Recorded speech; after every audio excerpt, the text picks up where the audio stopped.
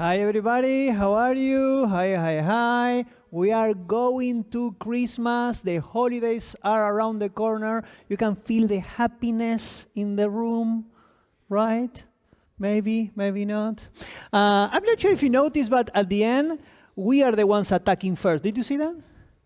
There is this poor guy, there is a flame guy, a fire guy, and then we attack first. She's like, that is such a bad thing. And we are also black. I need to talk with Farming. I'm not sure. So welcome, Internet. How are you? Hope you are fine. We are in the last 4 or 5 classes. How many? We have more to go? 4? 4, 5?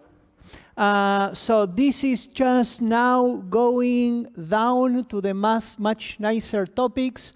So congratulations if you make it this far here and on the internet. And remember that you can go back and see the classes when you need. So today is going to be automating attacks with malware, November 27, the one where we attack all the things. Credits, credits, credits, links, links, links. You have everything there, animation, recording, and all the documents. We are going to start with the results from the survey of last class. It was just right. For some people, it was too fast. So today, we are going to slow down a little bit to see if we can recover that pace. Okay, so you will tell us later, Internet, while you are taking the class. Parish notices. So the first one is that I want to really stop a little bit to thank a lot of people. In particular, I want to thank the whole team, and Maurice, and Martin, and Mari, and Lucas, and Vero, and Ondra, that now is traveling. It's extremely hard to see so much that they are doing every week, and every preparation, and every part of the class, and everything behind the scenes. And it's a little bit tough because they work a lot, they prepare a lot, they think about you a lot, how you are going to be receiving the class better and better. We discuss a lot, right? Some of our meetings every week are a little bit tough. But this is why I like how the class is getting better and better and better. So thank you very much, guys. Thank you very much. Thank you very much. And also, I wanted to say thank you very much for everyone online. We know this is extremely hard, people. From time to time, you are contacting us. Sometimes we find some of you in conferences around the world. And it's extremely nice to see the effort you're putting here. And we know this is hard. Like 4 hours, 3-4 hours every Thursday when you're not sitting here, it's extremely hard. You're working, you're traveling, you have issues, life happens in the middle, and a lot of you are doing an extra effort to catch up during the weekend, to talk us, to ask questions in the next week. Some of you, we know they are 2-3 weeks behind. We encourage you to continue. We encourage you to continue. In 4-5 classes, this is ending, and then if you finish, you can have your very nice certificate and knowledge. So thank you very much, everybody. That being said, please start in the SEL class number 10, because it's going to take like 5 minutes, so please go to your SEL and start it. If you remember, I will show you here, and I will make this something like that, at least. Yes, you go to the class number 10, and here you can start it, okay? And you can also see the video, okay? There you go.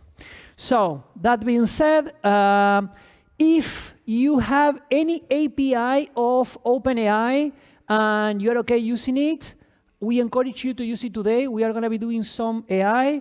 And if you have your own API, free or not, we don't care. It's going to be better. If not, prepare your APIs from SESnet that you should have been in CTU. And if you're online and you have an API, OpenAI API, please get ready. And if not, you can use the Olama in SEL today, okay? Just for you there. So, Pioneer Prize for assignment number 7. Do we want to say something about this one? Something that happened, didn't happen? Nothing special. They solved, well, people who played it solved it. No larger issues. No Nice larger job. issues. People solve it. Remember that we are going to have at the end of the class in January one special class where we are going to disclose many behind the scenes, and also we can talk about the resolution of the assignments. It depends mostly on you. Some years we were giving complete instructions. Some years we were on demand. We will see how it moves, okay? So, Pioneer Prize for assignment number 7. The third place is going to be this very nice IoT ASP8266 Node MCU, and is going to go for Zahorto 2. Bravo! Zahorto. Well done, well done. You can control Christmas lights with that one. It's very nice. The second place is going to be the very much requested Emacs Neolight Smart Bulb LED with remote control. And this one is going to go to Sereda 1. Sereda 1.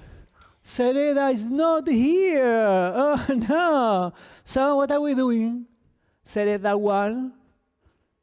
What do you say, people? Does it move for the next Pioneer Prize?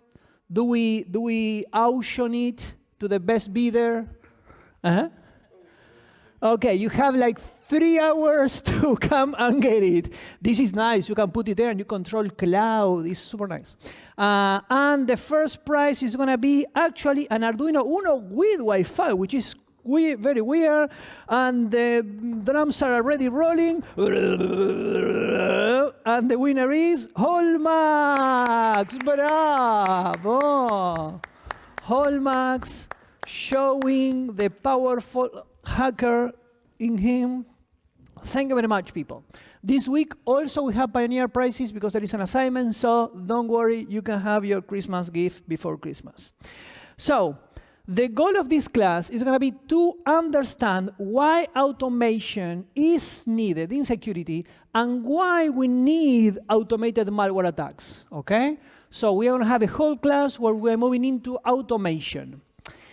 And we start with putting this in context. So automation and malware. So we have many classes already, and you can see there which class was covering which topic. And now, after this reverse engineering and bad exploitation lateral movement, we go into command and control and exfiltration of data. So we are moving into a place that after you control the computer, after you exploit the protocols, you exploit whatever was there running, you got information, you reverse engineer the network protocols, you exploit fast binaries, there is an opportunity to move forward. And the moving forward now, it's how can I automate all of this so I can scale up to many, many, many, many computers. Because when you are analyzing a network, you don't have one computer. You have, I don't know, 200, 300, more. So you start to need to move from the artistic world of how to exploit this into scaling up architecture, okay? So, question. We are going to be trying a lot of things, including real malware. And we are going to be automating, and we are being controlling computers. And so the question is, but wait, isn't it dangerous or illegal or unethical or something? What do you think? Who can tell us? For a very nice black Lindor. What do you think? The other. Oh, sorry. They are telling me that this is not the best one, whatever that means. So the question is, we are going to be automating. And we are going to be using malware along the lines to make this automation. Real one. And we are going to be creating some too. So isn't it dangerous? Isn't it unethical?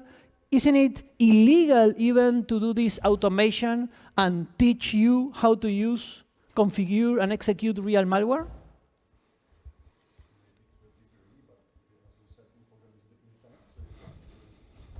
Maybe to a degree, but maybe maybe to a degree, but you said at the beginning that the important is intent, and you're trying to teach us. So the important is intent, that it's true, but it's also true that your intentions does not make it less illegal, right? If it's illegal, it's illegal. If it's maybe ethical, unethical, I agree, intention is here, for sure, but how else are you supposed to get a better knowledge about it if you can't use it and tinker with it and study it? Do you agree with this? Do you agree with what he said?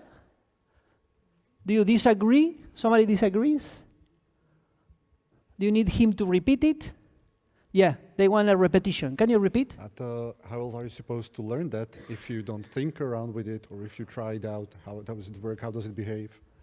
How you are supposed to learn it if you are not using it and working with it, yeah. Working with it. So how are you supposed to learn, people, if you are not executing these things? Should we not be teaching this? Should we stop the class right now and go home?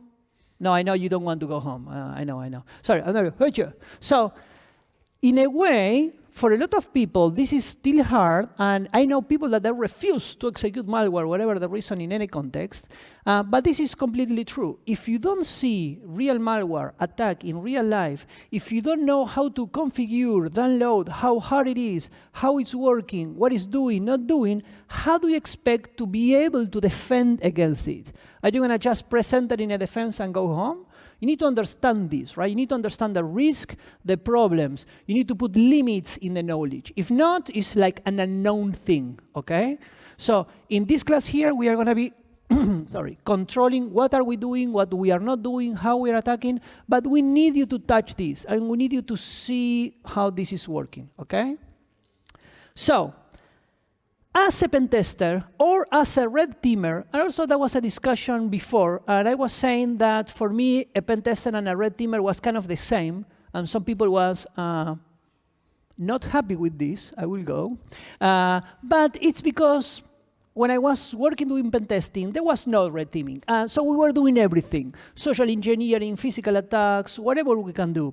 And now it's a little bit separated, right? So when you're doing pen testing, you are like going, analyzing a company, 3-4 days, some domains, exploits, report, and back. But when you're a red teamer, usually inside the company, you are mimicking a real attacker. You have months to prepare an operation. As a red teamer, you are doing very low-level phishing campaigns with specific malware just to test the defenses, okay? So when you are doing there, you have a lot of challenges. And some of these challenges are like, what happens if you need to keep accessing this computer in the future again and again and again, right? What happens is, for example, like the backdoor is there, but are you going to do by hand every time, connect to this computer, enter? It's not scaling up, right? You may need once to access a computer as a pen tester, but as an attacker, you want the whole year, right? Or several years. So you need to really simulate this control of computers. You need long-term access. You need a frequency here. And what happens if you have hundreds of computers or thousands? Some botnets were up to several million computers. So you need to be automating, okay? So when it's a good idea to automate in here? And for us, there are 3 main moments that it's okay to automate. The first one is when you are doing a defense IT automation. That means the people that is defending, and maybe some of you are going to be working doing this in the future. That means you need to check that the computer have the latest updates. How would you do that? Right? It's a tough problem. You need to go remotely. Imagine you have some computers, and then you need to connect Microsoft protocol, Linux protocol, whatever, and you just connect and you check. When you have many computers, you don't have enough time. Some organizations, they can have up to 1 million computers, maybe more. So just going one by one checking, you don't have enough time in the year, because before ending the year, you need to start again. So you're just continually checking, right? So checking and automation, it's not easy to do. And then you need to install the security patches also automatically and check that the security patch work. Sometimes you have this defensive command and control between your software, like intrusion detection systems, or XDR, EDRs, and endpoint, and extended defense, and others. Some, like for example, the SLEEPS intrusion detection system that we developed in the Stratosphere laboratory uses local peer-to-peer communication to share threat intelligence. So there are many ways of actually communicating all these computers that you need to control. And in the offensive side of being benign, you have the issue of, we talked before, the pen testing, we talked before the red teaming installing benign malware, right? So you need to, for example, test if your organization is monitoring outgoing connection. You are testing if they are detecting the transfer of weird code. So all of these ones are very good reasons why, as a pen tester or red teamer, you need to automate. But from the attacker side, it's a little bit more interesting because sometimes you need to brute force logins, or you need to actually get in computers. You need to automate the exfiltration in the command and control server. So we are going to see today what is a command and control, like this computer that you use to control all your infected other computers, and you need to exfiltrate data. So imagine you have 100,000 computers, and then you need to extract cryptography information, and then you need to store it, and you need to sort it, right? So all the people doing malware, and the majority of the groups doing malware, they need a huge infrastructure behind, and databases, and backups, and things like that, okay? You need to see the state, you need to rent part of the botnets. I'm not sure if you knew this, but big botnets, like Mirai and others that are like architectures, once you have a lot of computers, you can actually not use them all together, but it's very nice if you can rent them. So you split your botnets in groups, and then you rent these groups to different actors in the underground. So that's much more profitable, right? So note before starting the class, in the SEL, you're going to have a container for class 10, right? People using the SEL. So the majority of the things we're going to be doing are going to be inside this class 10 lab locker in SEL. Just pay attention when you are, okay? The architecture in the SEL, this class is a little bit more complex, so this is how it's going to work. And if anyone here is also using SEL, I recommend that you try. Remember that the first motivation to create SEL was to give you the opportunity to practice for the exam, because it happened in the past that you didn't have a way to practice for exam. So this is your traditional Hacker Lab Docker. Now you have a class 10 that you're going to be doing the majority of your commands. You're going to have 2 bots that we are going to be controlling, and there is an IRC server that you usually don't see behind the scenes, okay? And in the C2 Dockers, we are going to be reproducing this architecture. You connect normally like this to your class 10 container, and you stay there. So I will just do it here for you. I'm in the Hacker Lab, and then I will just SSH to this one and this admin. So from now on, I'm going to be in the class 10 Hacker Lab, okay? So automation. The first thing we are going to be doing for automation in the attacks is going to be very simple. You are going to go for the simple to the complex. And it's going to be parellel-ssh. Anyone here knows what is parellel-ssh? Or use parellel-ssh in the past? Internets? Did you use parellel-ssh? No? But you can imagine what it does. So it's a very simple program that you configure to run commands in parallel in many SSH that you are controlling. So instead of going one by one and SSH by hand, you just have your group of computers, and then you can control and send the commands remotely. Like the poor man's botnet, let's call it, okay? So let's start with this one. So let's configure bots. If you are in the internet, mock students, you have to configure 2 bots. CTU students here, you need to configure only your own Docker as a bot, okay? So let's start with this one. I will do 1 in the internet. We are going to be SSHing into one of the bots. 131 and 132 are the 2 bots in the SEL. And we are going to be using the command to add a user that's going to have the password, this is Pedro, and the user is going to be called Pedro, okay? So if you do this command in your SEL from the class 10, and you put the password admin, you should be, well, I already have the user Pedro, so that's fine. And then I'm going to go to the second one, just to be sure, admin, there you go. And if you are here in CVUT, you have to use the command directly. So user add, I'm going to be in my Docker. Let me make this bigger. I will go with that one.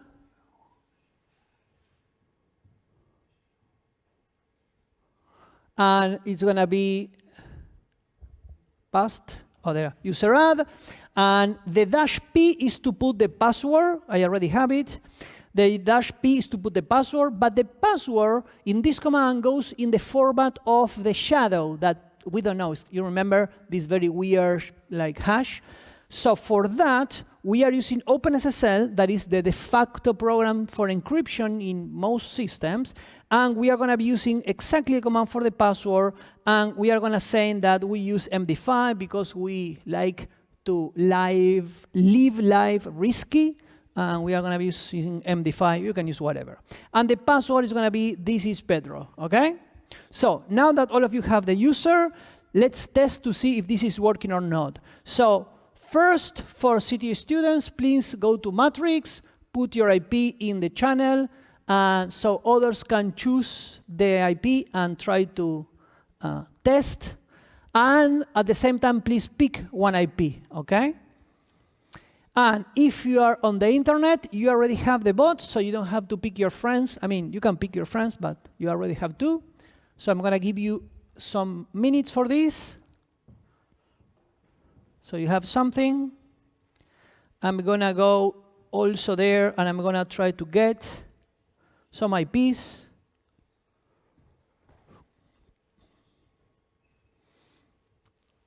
There are IPs coming. So I'm going to pick some IPs. OK?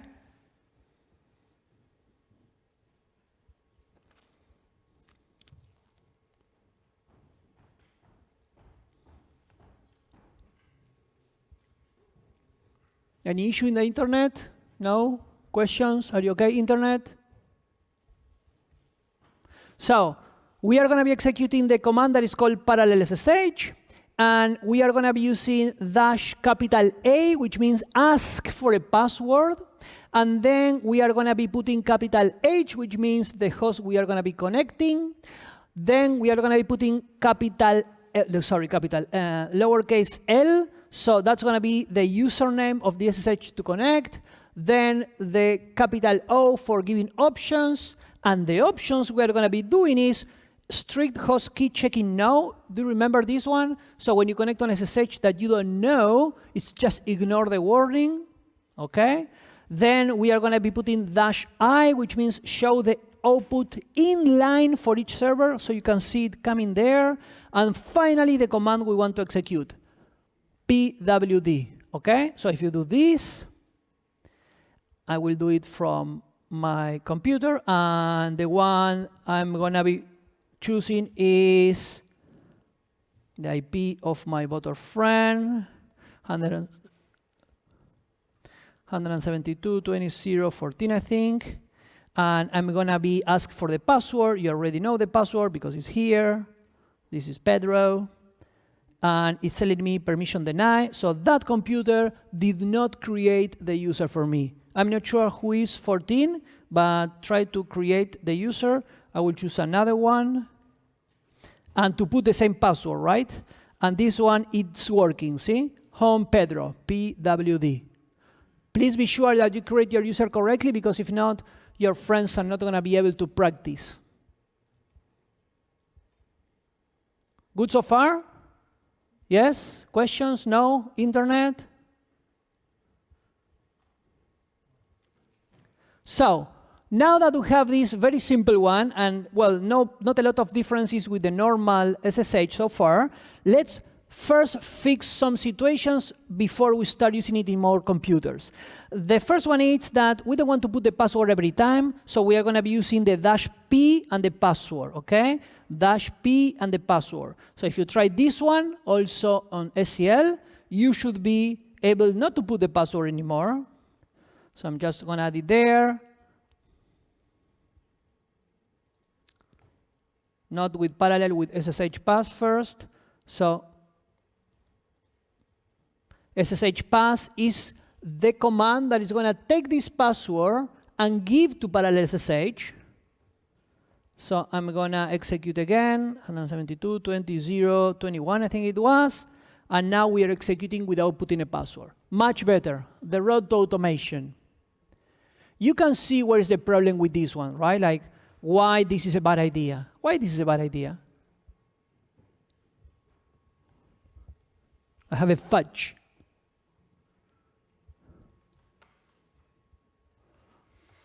Do you see any problem if you are the administrator of that computer and this is the command you are using?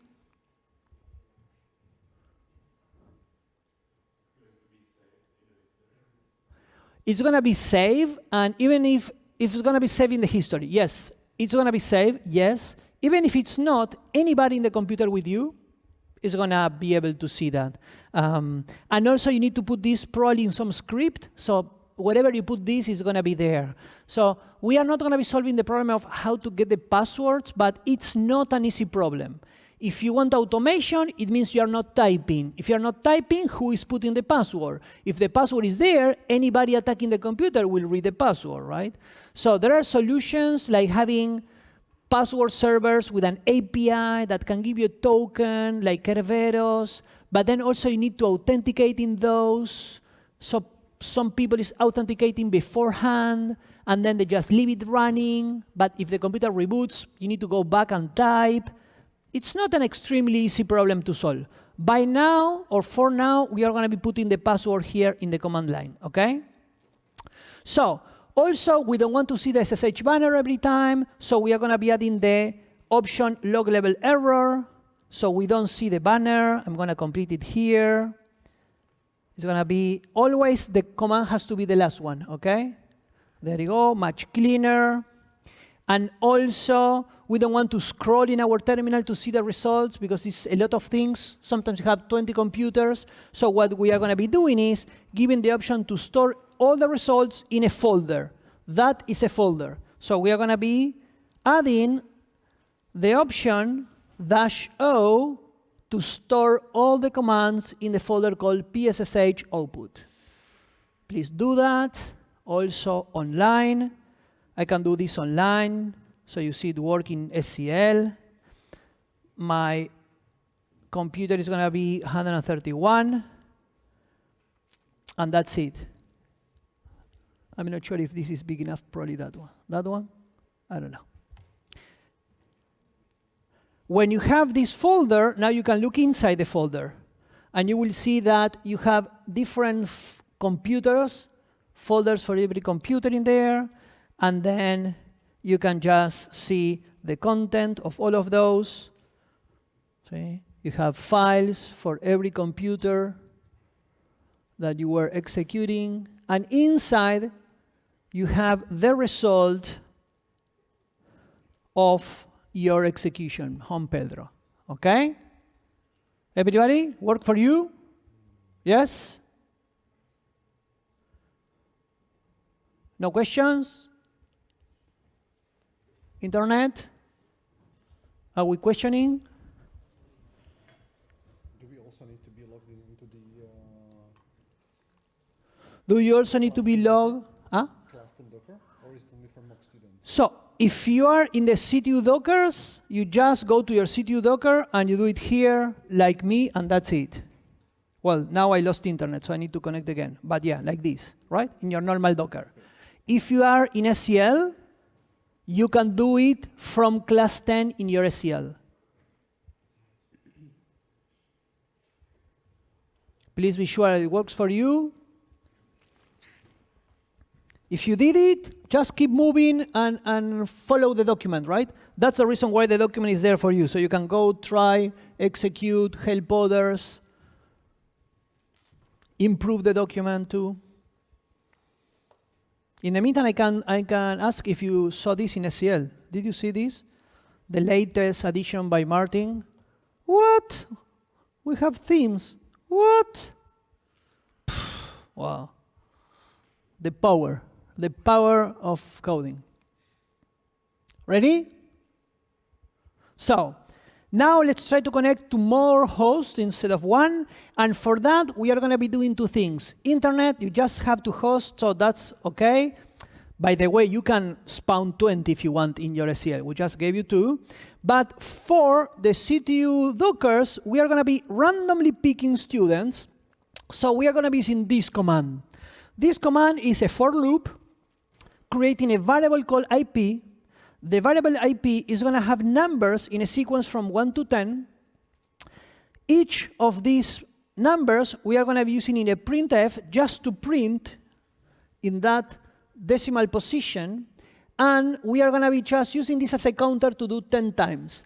What we are going to be printing is the environment variable random, which is a random number. And we are going to be just putting some boundaries between these two hosts, 49 and 2. Okay? So the maximum host we want and the minimum. So if you do that, we are going to be executed. And then we are going to be piping this with T, so the output is also stored in a file. See? You can do this several times, and it's going to be different every time. Okay?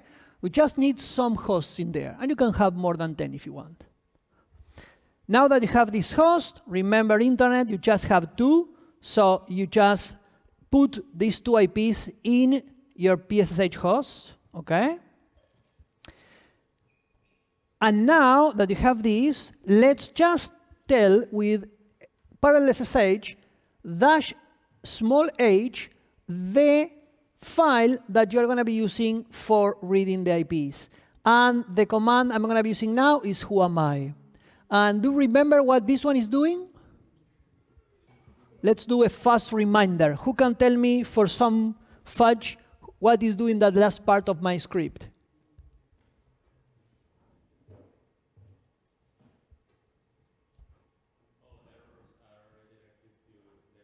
Very well. The standard error is being redirected to dev null, okay? So we don't see any errors on the screen. So if you execute this, you should have something like that saying, well, those IPs fail because they were random generated. Maybe they are not active right now. 3 of those or 2 of those succeed, and these 2 computers, actually, I was able to execute the command. Do you have something like that? Be sure that you have some successes. And the same command we can do in SEL, and you should have 2, and you should have 2 successes because you have 2 bots.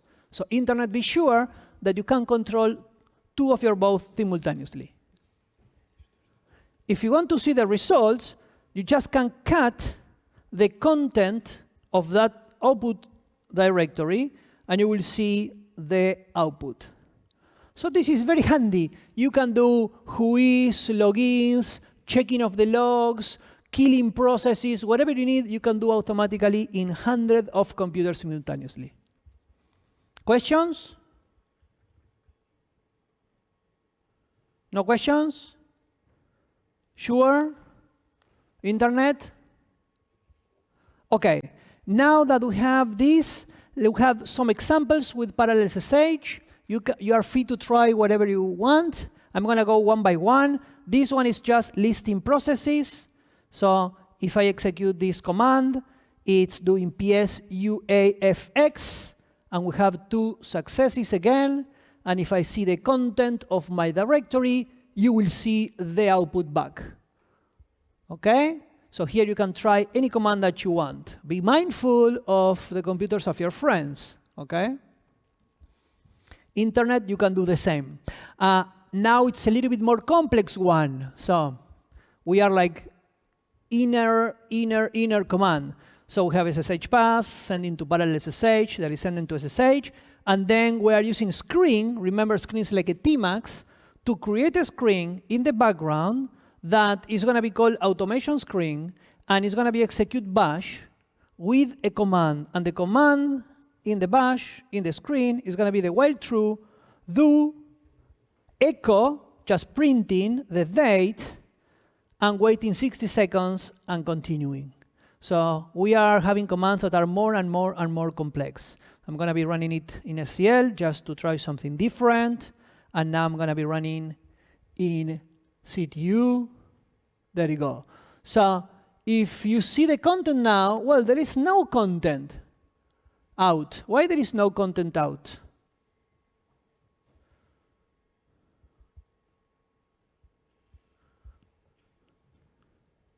And the content is not there because you are creating a screen that is already putting in the background some process. So you don't see that output. You just see the output of the screen that is nothing.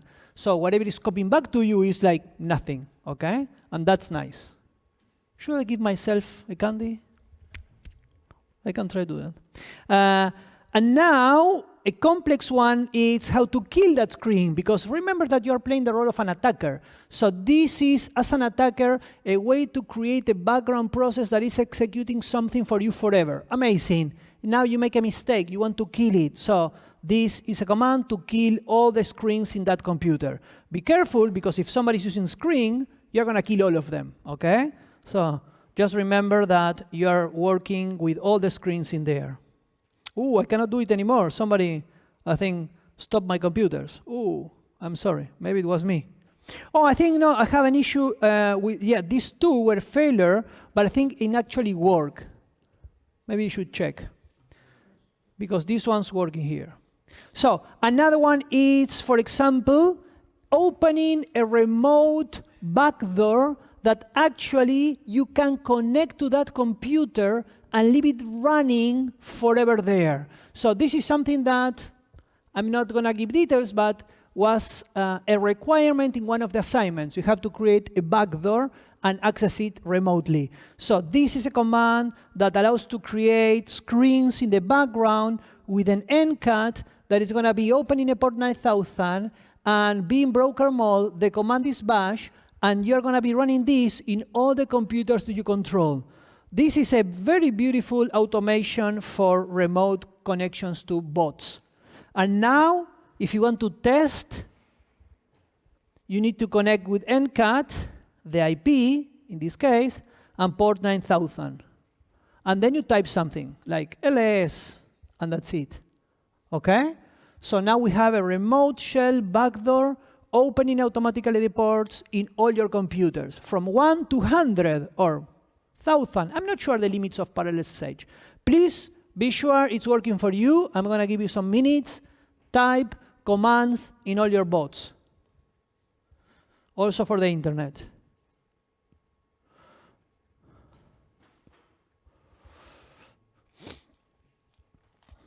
And then I can do NCAT, and I'm going to go to one of my bots.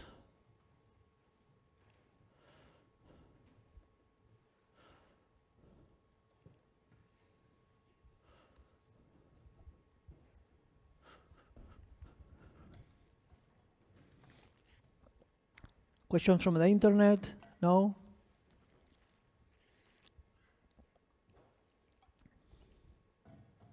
You are quiet, internet, today.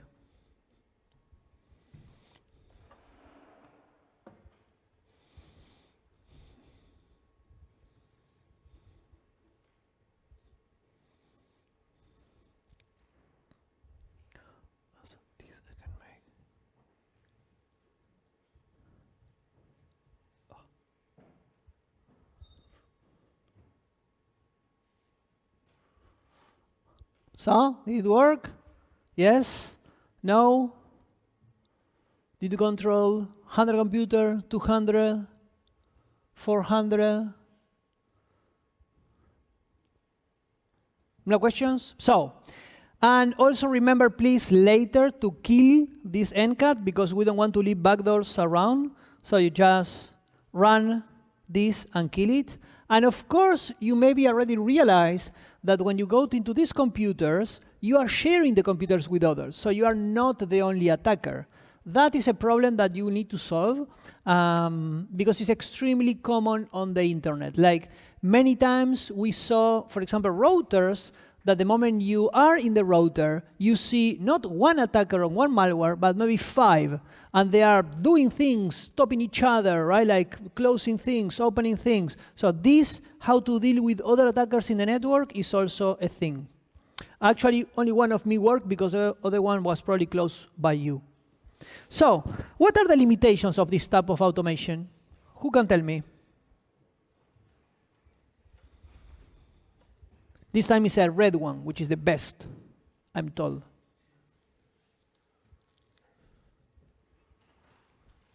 Is the backdoor open for everyone? Is the backdoor open for everybody? Do you agree with this one? No? Yes? You don't agree? Who is not agreeing with this one? Who is agreeing with this one? Who has not idea what I'm talking about? There you go. Thank you for answering. So yes, right? You just open a backdoor, and the backdoor is for everybody. And that's true, but that's a limitation of the way you open the backdoor. But I'm talking a limitation of the parellel-ssh, right?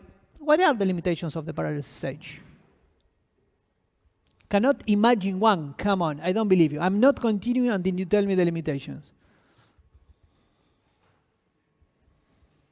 And I will eat all the candy.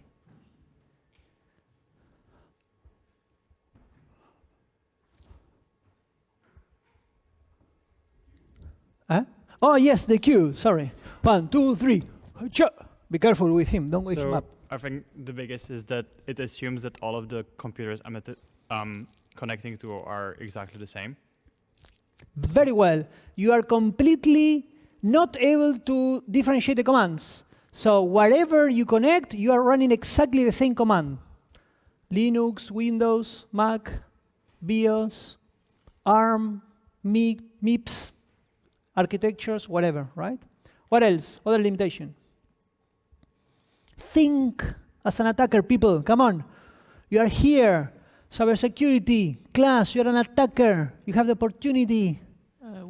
We have one from the internet. Yes. Does it have a limit of connections? How many parallel connections you can do? Does it have a limit of connections? I have no idea. But I will say that probably yes. I don't expect parellel-ssh to, I don't know. In my mind, more than 500 computers, I would imagine I'm going to have issues and problems. But I don't know. So if I have more than dozen, hundreds, I would say that's bad. Yeah. Do we have a way to specify different passwords for each host? The what? Different password for each Different host. passwords. Maybe not how I did it. You can have configurations per host, so probably, but not in this way. And I would say that then you start, instead of taking advantage, to fix it, right? So probably also not the best preparation. There you go. So if you have, oh, thank you for saving him.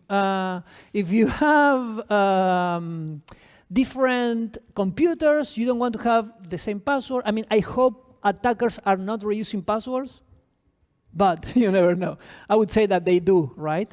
You cannot have like 1 million different random passwords probably. I have no idea. Okay, what else? Come on, people. We have many. For example, requires SSH access. Like you need to have access. That's also a limitation, right? You have no way to deal with errors. Like if something breaks, bye-bye, thank you very much. You have one type of communication, is unilateral. You are sending something, and then you receive something asynchronously, and that's it. You cannot fix typos, nothing. It's extremely easy to block, right? It's some SSH, you know the user, take the user out. You have logins in the logs, so if you go to the logs, you will see the logins. Remember all the previous classes. You will see very easy this in your logs, easily change the password. There is no information, for example, if the computer is up or down. I just execute one of the commands, and one of the computer was not answering, right? So lost that information. That's completely also disadvantage. No recovery mechanism.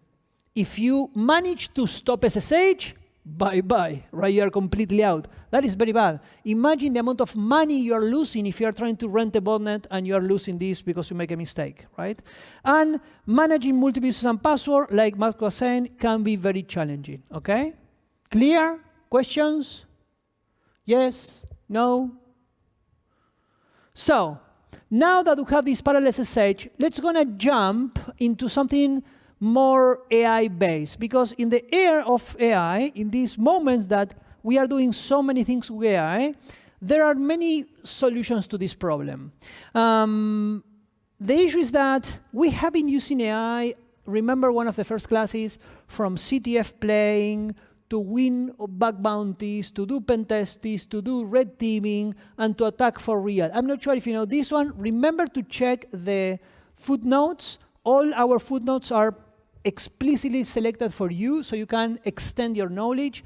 That last one, 5, is a very recent report on allegedly the first AI attack ever done, like 90% with AI, and it was detected and kind of disrupted.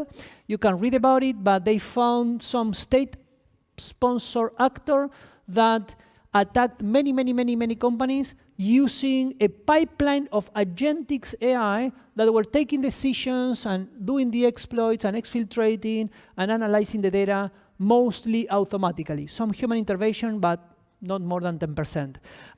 So we knew how to do that type of attacks for a year and something, and now it's the first time that we see somebody really doing it. So if you are going into AI and cybersecurity, you're going to find this more and more often, okay?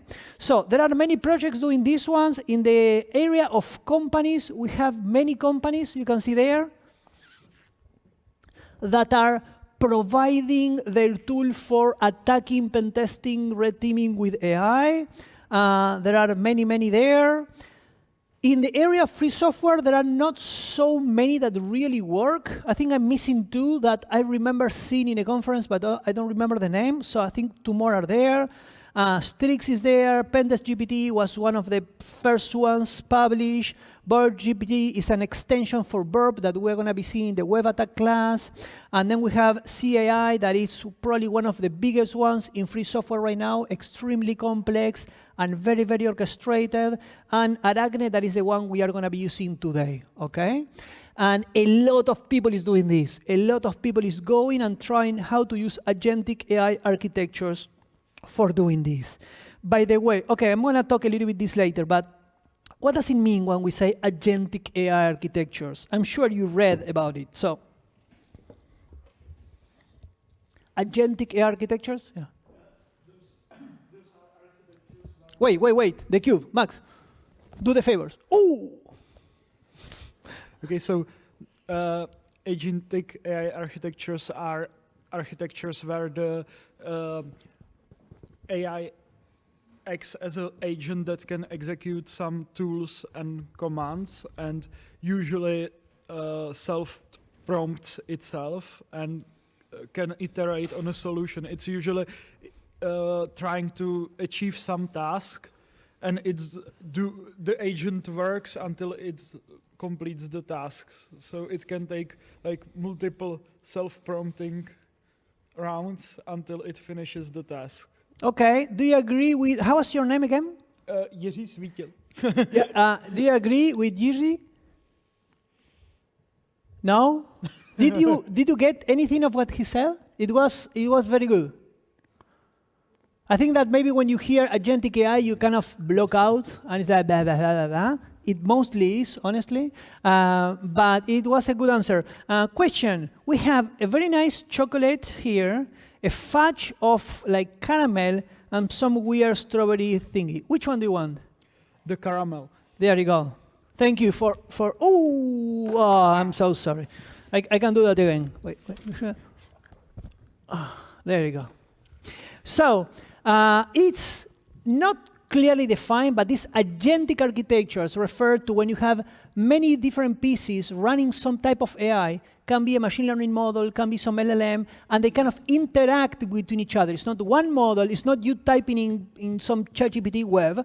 It's like a program that is using these architectures to take an idea and move it forward, modify, send again, ask for other agents. Maybe you have an agent that is philosopher, another one that is, I don't know, specialist in whatever, and they coordinate and they talk to each other, and they're much better because of this. I mean, extremely better. I'm sure you know all the agent, like coder agents, like from Copilot down, so we don't know exactly what they do inside, but the majority are having these agentic architectures taking decisions behind the scene, okay? And the difference is huge. This is not the same as you chatting in the web of some LLM. So not all of them are working the same of this AI. Many have different capabilities, so you need to go and check. For example, some of these ones are only for attacking a web page, and that's it. They have no idea how to deal with, I don't know, SMTP. Others are attacking a binary protocol and have no idea how to deal with emails, right? Others like attack what humans say. So some of them are specifically targeting what humans are saying. Others are deciding how and when and in the manner of attacking. Some of these ones are planners of the strategy of the attack. Some of those are also auto-evaluating themselves, like, I am correctly doing this or not. Many, many options. This is an extremely flourishing field. I'm not sure you, but I'm extremely glad to be live in this moment. Like the things we are seeing moving forward in AI, agentic architectures, and cybersecurity are extremely nice. And we are just scratching the surface. So we are going to be using Aracne. Aracne is the agentic AI tool that we create in Stratosphere Laboratory. Aracne was created in February this year by a high school student that was doing an internship in the laboratory for 3 weeks. So it was very, very fast and very nice work. And we were like planning to do Aracne. For these 3 weeks, it was created and even a blog published and then a paper published. And then Veronica was evaluating the capabilities of Aracne for more than 6 months because creating it's kind of, let's say, doable, but then evaluating it's extremely hard, okay? So let's see a little bit of what Aracne is doing. And I need to tell you that if you go to other of the software that it's there for you to try, the state-of-the-art of AI cybersecurity attackers, this is there, right? So I encourage you to go, explore, try these tools, and maybe improve them. And there are even companies being created right now doing this. So agentic, we are going to refer to this as the multi-agent. So there are many programs, many, in this case, Python programs, that are going to be taking their own decisions using some LLM. And this one is going to be multi-LLM, which means different models from different providers. We can use OpenAI, we can use Llama, we can use whatever, Gemini, whatever you have in there. And each of these models have different capabilities. One is for coding, the other one is for thinking, the other one is intelligence, the other one is reasoning, and things like that. Aracne in particular is all about the planning, the strategic planning. It's like you are going to receive a goal, and Aracne is going to come up with a plan of how to do that. And then it's going to also do the execution, okay? So it's from the idea to which is the command to execute. Also, Aracne is auto-evaluated. Actually, you can do this from here in the image, but you have here the user, you provide the goal, there is a core agent, I'm trying to zoom in, there's a core agent that is sending the context, that is a prompt with more things to a planner. Here there is an LLM model with an API. The planner creates a plan and sends the plan to the interpreter, and the interpreter says, oh, actually, you want to exfiltrate cryptocurrency? Okay, the command is going to be this one. So this one is creating the command with a second LLM model, sends the command. We are using Paramico as the library to connect to SSH. So the SSH goes and back. This is some computer that you're attacking, so you also need access to that SSH. And then what Aracne is doing is replanning. So when the output comes and says, I don't know, command not found, they say, oh, okay, we need to replan. So there is a replanning and then recursion, and this continues as long as you want. We didn't put it here, but actually this is auto-evaluated, which means that there is another LLM that looks at all the interaction and says, so you wanted to, I don't know, list the users, and then you did this command, and this is the list of users, correct. You did it correctly, you succeed. Or the evaluator can say, no, you didn't succeed, you need to continue, okay? And Aracne in particular is not human in the loop. We don't want your input, thank you very much. We just press enter and go, okay? So, let's try it. You ready? Internet? Yes. Before, the question is, I'm sure you remember the Anthropic AI latest blog, the Disrupting AI Espionage. The question is, did these guys do it in a similar way? Are they doing something similar? Very good question. Yeah, this is the link I was saying, the link number 3 before. This is the Anthropic report. And actually, if you read how they interpret the way the attackers did it, is 95 like this. It's like they have more parts, they have like many more agents in the middle, and they have tools that we don't have tools. I'm not sure if you know what is a tool in the agentic world, or did you hear about MCPs? MCPs? So these now type of servers and protocols that offer some tool capability. So you can have an MCP that is Nmap. And it's like, hey, look, I just know how to run Nmap. So if you need port scanning, I'm your guy. And then the LLM says, oh, I need to scan a port. I know I have a tool that knows how to scan, so I don't have to remember how to do Nmap. So you can call the MCP server and get the tool answer. We don't do that in Aracne. Here, the LLM has to do everything, which is a disadvantage. In this case of Anthropic reports, you will see that they're using actually many tools, and for them was much better, okay? So let's move. Let's install it. So wherever you are, in SEL class container on your Docker, please clone the Aracne folder and get in. I'm going to be sure I have the latest because, yeah, I have the latest. In SEL, and depending when you're running this, you may need to install the VM. In most of your Dockers, you don't. So you just create a virtual environment. We did this many times, so I hope you know what you are doing. Once you have the virtual environment, you need to activate it. So you execute this script called activate. So now you are in this small Python environment. Then you install the requirements. I will give you time because I already have them installed. And then, if everything goes correctly, you can execute Aracne, and you should see the help. Okay? So I will wait you here in case you have issues. This should be running in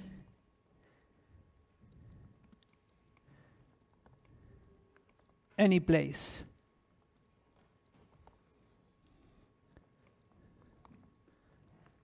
Questions?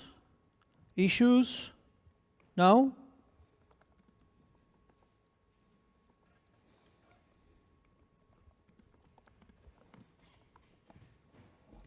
Okay, so now we need to configure it, and you need some LLMs. So if you have an OpenAI key, please put it in an M file. So edit the file called .m. So this is a file. And then add there your OpenAI key with this format. Okay? I will give you a second for that.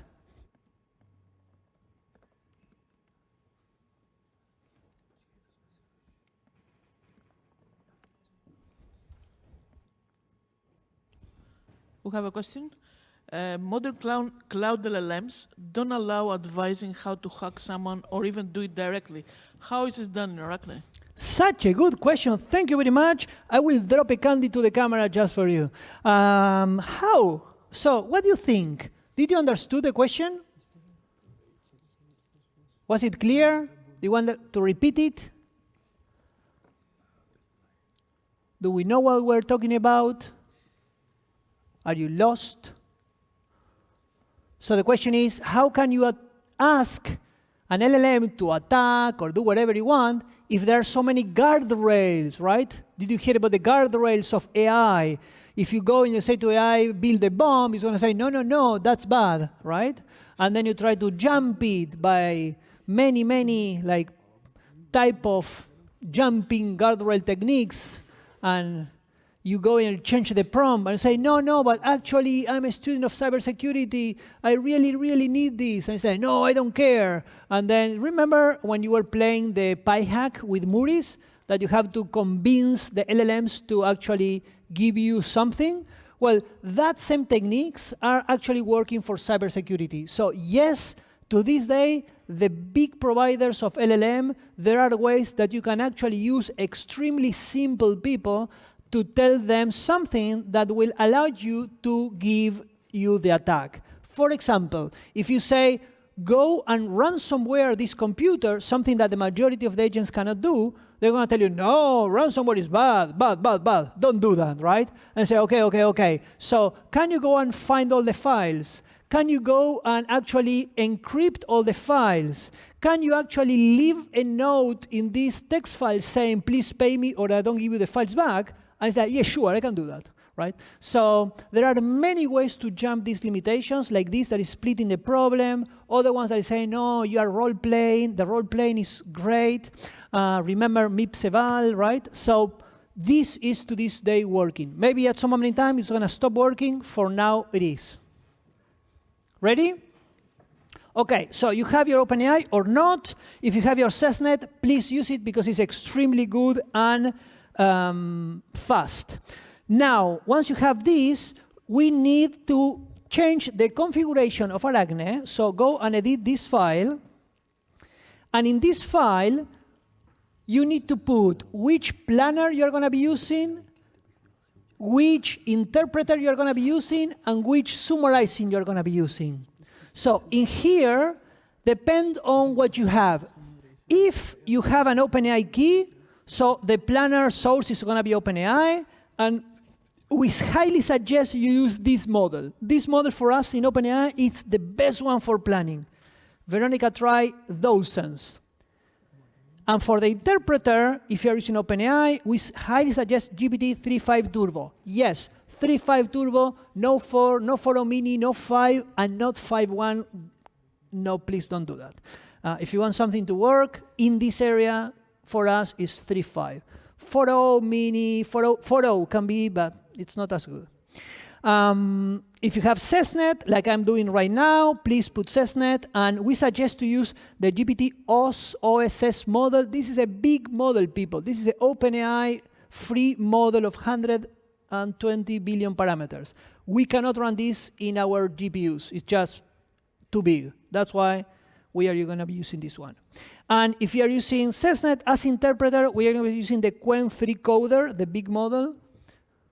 If you don't know the differences between coder models, intelligence models, like thinking models, or in models that are more into the interpretation, instruct models, please go and read because there are a lot of differences.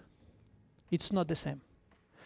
If you don't have any of those, it's fine. You can use this, for example, in SCL. Let me go to the file in SCL. And in this file here, I here have SESnet, but you can just use your Ollama, because in SCL, remember, you have Ollama. But please use Qwen 1.7 billion, because this is the best one in small models, OK? So online, internet, just use the Ollama. It's going to work fine. It's going to be slower for you, OK? So just wait for it. Instead of running, I don't know, in 10 seconds or 5 seconds, it's going to write in 50 or 40. But that's because it depends on the GPU of your computer. I cannot control that. We cannot control that because I don't know which computers you have. But it's going to work, OK? So just give it time, OK? And also, if you are going to be using the Ollama in SCL, you need to go to the bottom of this file. And when you have the information of where are your providers, so in here, which is your Ollama, okay, so this is the SESnet one, the Ollama one, this is where are the models. In here, you need to put the 172.20.0.100, this IP, because this is the IP of your Ollama. If you have another Ollama in your network, just put the IP there. It's going to be found, okay?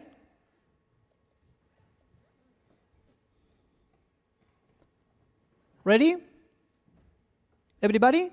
So now you choose which models you are going to be using for the interpreter and planner. Now you choose how to connect to those models. Now we need to choose the target. So for CTO student, please go to Matrix and put your IP there, or pick some of the IPs so you have some friend that you can actually log in and say thank you to your friend that is going to allow you to learn today.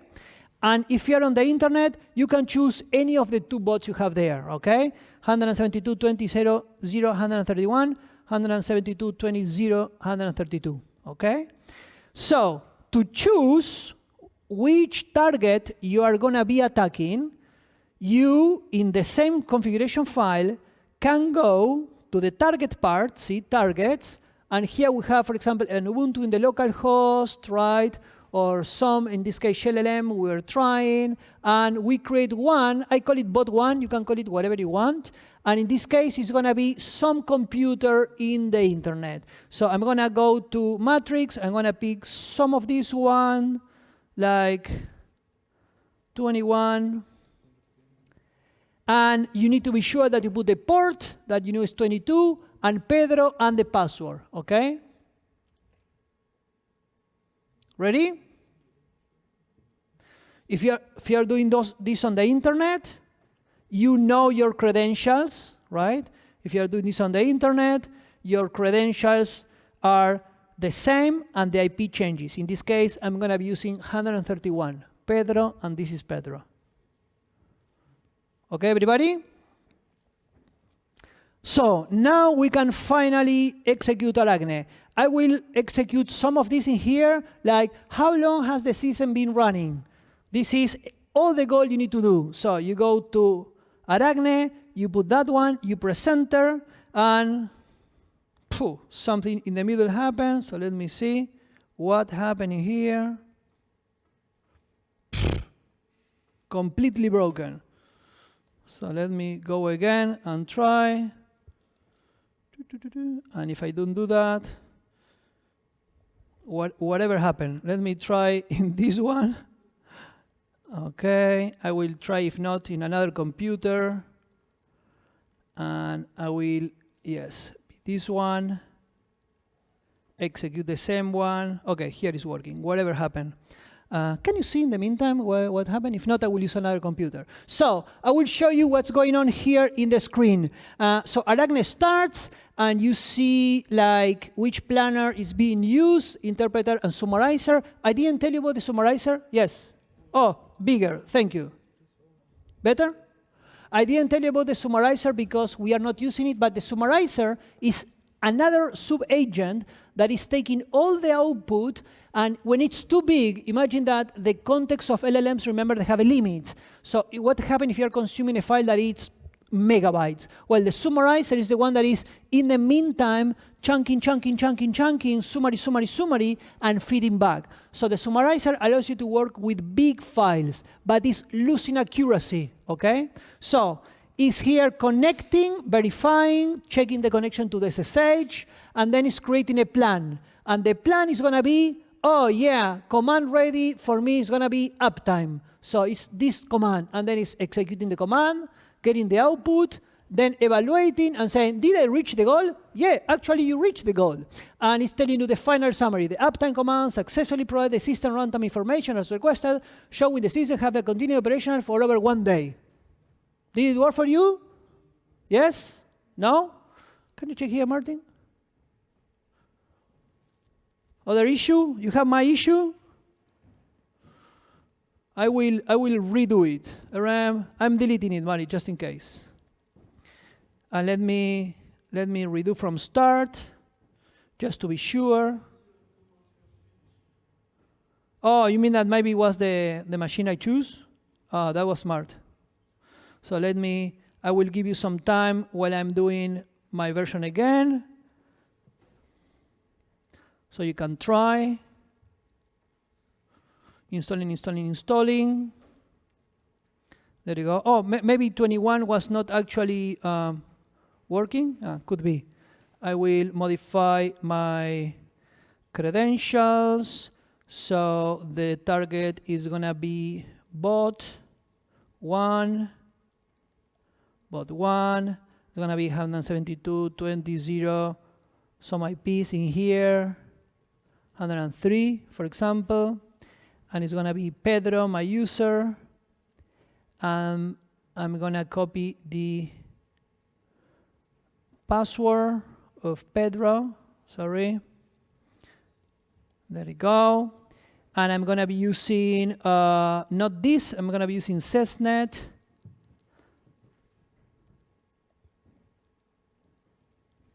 There you go. I'm not going to be using the summarizer. not Olama. I'm going to be using SESnet. And I'm also going to be using the models I told you. So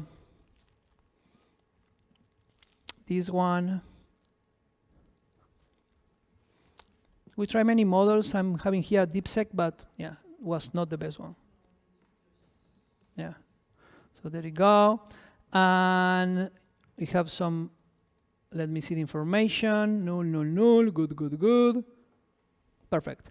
And now I'm going to try if my version is working or if I make some error. I'm not sure if I have my credential. Oh, there you go. It's working. I don't know what happened. OK, so everyone working? Oh, the SSH is not working. So I need another friend. Oh, I didn't change the default. Thank you very much. Thank you. But one. Still fail. Let me check. 102.20, 108. What about 108? Don't close the pods for me, people. I need to be happy. There you go. It's working. But it's too small. For some reason, got small. OK. And also, it's a horrible, horrible combination of colors. So let me edit my session to my daylight mode and make this bigger. Oh, there you go. OK. So after this one, so tell me who is logged in. I'm going to try these ones. Is it working for you? Do you find it? What I wanted to say is that if you pay attention, for example, here it's trying to do who, but the output is empty. So this is like, oh, who didn't work. So the planner is replanning and saying, maybe I don't have who. So it's OK, now let's try with W. Actually, W work. But then it's trying to who am I? And it's saying Pedro. And then it's like, OK, goal reach. Successfully achieve methodological command, User Pedro is logging in. See? So another one. Please try yours, OK? I'm having examples here, but these are whatever you want it to do. I'm going to try here lateral movement. So I'm going to ask, hey, find all the computers around this one, list order by impact, and show me their top 100 open ports. Check which is the correct network. And then you press enter, and it's crafting a plan, and it's going to be trying a plan. First action is going to be, so, oh, look at this one. IP, address, show, pipe, grep, something, something, head, awk, print, set, x. You can see that this is a bot, right? Right, straightforward. And then actually found the local host. No, that's wrong. And I was doing IP, but there is no output. And there is now replanning and replanning. So let's see. IP address show. Something is wrong there. It's not getting it. Action 4. Another IP4 ready address, output nothing. Something is not working. And this is now up to the model. If the model is smart enough to realize what to do, is the model not working? OK, now it's running nmap. It's OK. Look at this. For every seeder in the networks txt that create before, oh, wait. Here, create a file with networks. Get the network and do an nmap of the top ports of everything and put it in this result. Well, that was actually smart. So now it's going to be waiting for this probably and then trying to see to put more. The problem is that the model needs to know that, well, you need to wait for nmap maybe. So that's an issue there. So did it work? Something that you want to share? Nothing to share? Look at this one. Hey, you are not root in this computer because sometimes it's not able to realize that it's not root and wants to use programs that doesn't have permissions. So you are a stealthy attacker. I need to know when anyone starts a new process in real time and send me an alert to this IP and this port saying the date, the new process, this process name from this user. Run it in the background. So this is kind of a complex one. I want to... maybe I can stop this one. Or I will let it go. OK, I will let it run just to let it run. Let me edit my session in here so you can see this better. And I will go to Aracne again. I will run a second Aracne. So there you go. And my Aracne is going to be this one. So I'm going to try and see what's happening. Ooh, completely exceptioning something, reset by P. Oh, maybe they have an issue. I don't know what was that. Zero idea. So preparing action.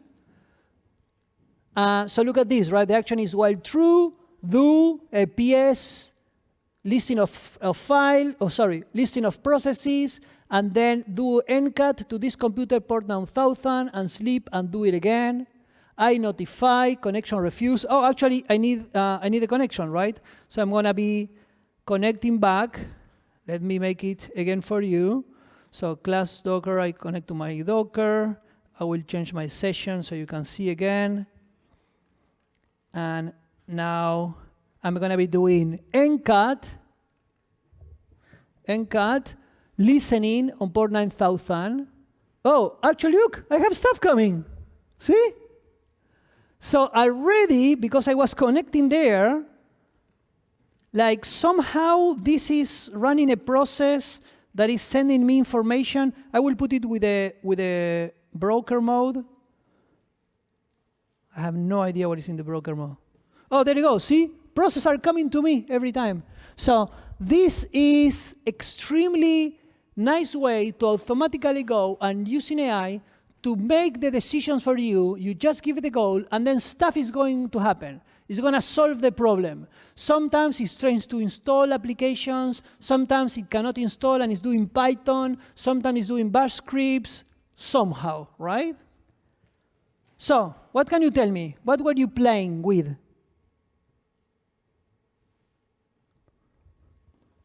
What did you try?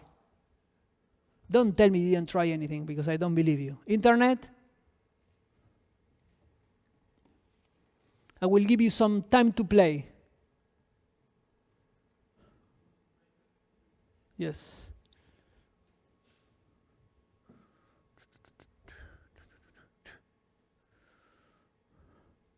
Any issues on the internet? Questions?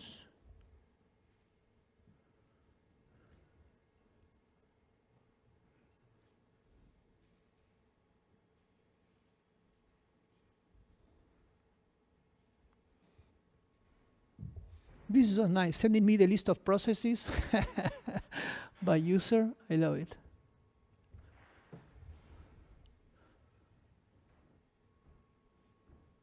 And you have like proc monitor there also. So it's monitoring itself. Oh, and that's another people. That's not my while. Somebody was doing another while.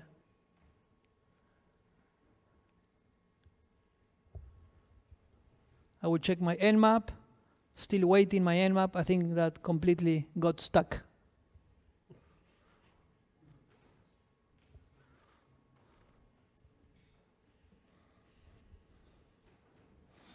If you want to know exactly what happened, inside Aracne there is a log folder. And in the log folder, you have experiments. Every time you press enter on Aracne, it's a new experiment. So you can actually get into this one, and you will have 3 files. The first file is going to be exactly what you see in the console when it's running. Like, this is exactly what you see like typing in the SSH, see? And then you have the context one. Sorry. That the context one is going to show you all the context and prompts used by Aracne, step by step, everything sent to each of the LLMs. You can study this, the response, the timing, the decisions, everything. And then you have experiment log, that is just when you run this experiment and how. We have one more question. Yes. What does the summarizer do?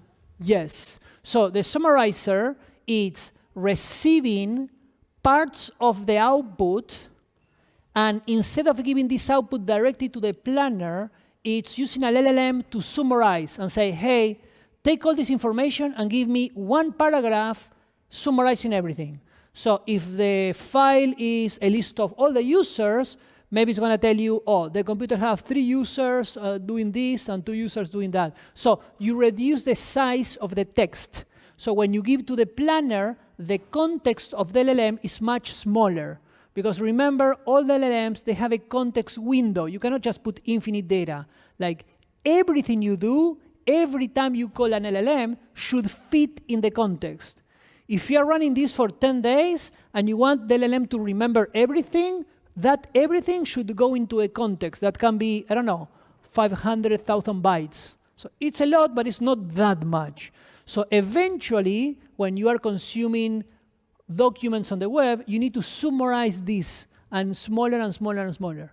So here we don't need that because the context of the models are huge, but eventually you may need that and enable it. Okay, we can do the break now. We have 10 minutes. And when we are back, we can continue with the rest of the analysis. And also you can play, okay? So we are back at 4 in 10 minutes, people.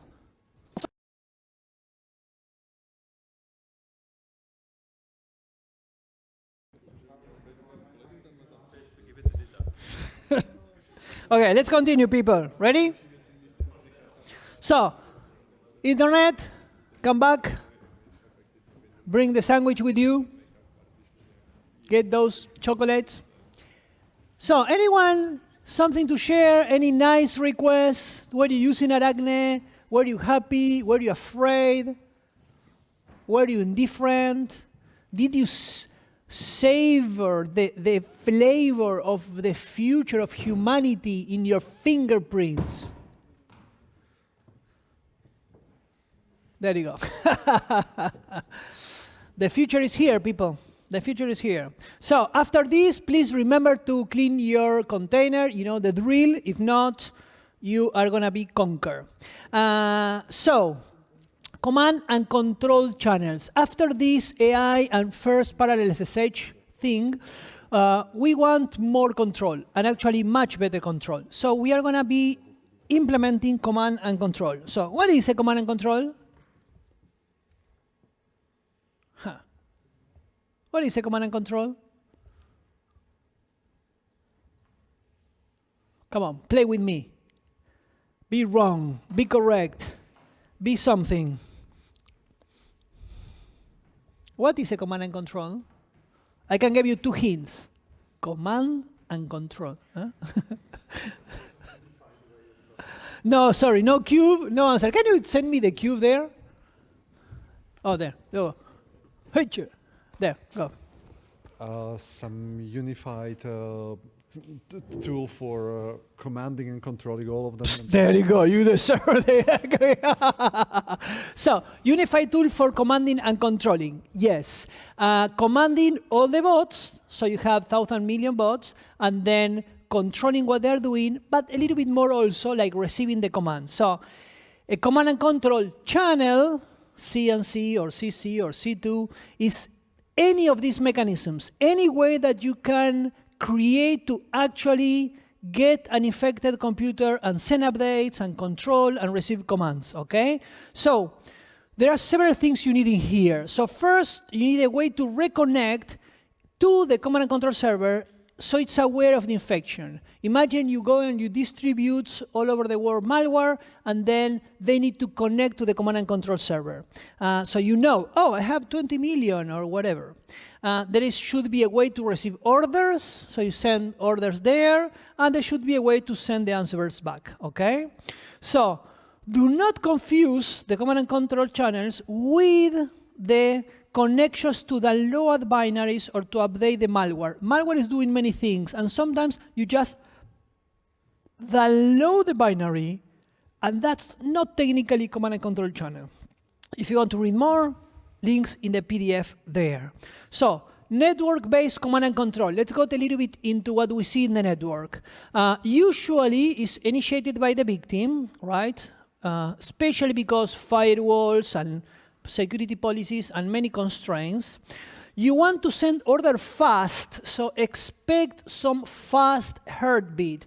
So if the command and control is connecting once a week, I cannot control more than once a week. So I send the command, I make a mistake, oh, and then you wait. So usually the timing of the frequency to check if there are new orders goes from seconds, 5 seconds, 10 minutes, some are 2 minutes, and then a little bit weird. Some are 5 minutes, and very few are more than 5 minutes. Yeah, you have like cases of weeks, but it's extremely, extremely weird. Then you need to control all the computers at the same time. So you have many victims. You need a command and control that can actually receive many connections. That's not easy. You want synchronicity, because the power of botnets, if you remember, is using the numbers, using the bots. So I have 10,000 bots, so I can use them. So you want them to act at the same time. So if I say attack as a DOS, I want all of them to attack at the same time. If not, the DOS is not working, right? And also there are some issues like time zones and other things that I'm not going to get into. Usually you want it to encrypt it for privacy, because there are a lot of defender security researchers that are sniffing your traffic. Also, sometimes you want to be obfuscated, but that's extremely weird, like using, like images or stuff like that, but it's the bandwidth of the communication is very, very, very low.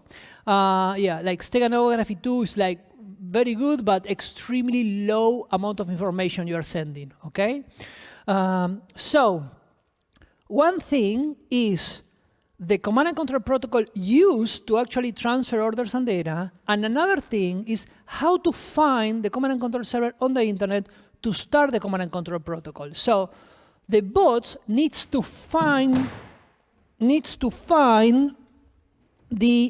command and control server on the internet, and that means that they're going to be connecting all over the place. Let me see if I get everything here or not, or if I connected and disconnected. Okay, let's see. No, give me a second, people. Power is coming. I'm not sure. Okay, so one thing, that's the issue.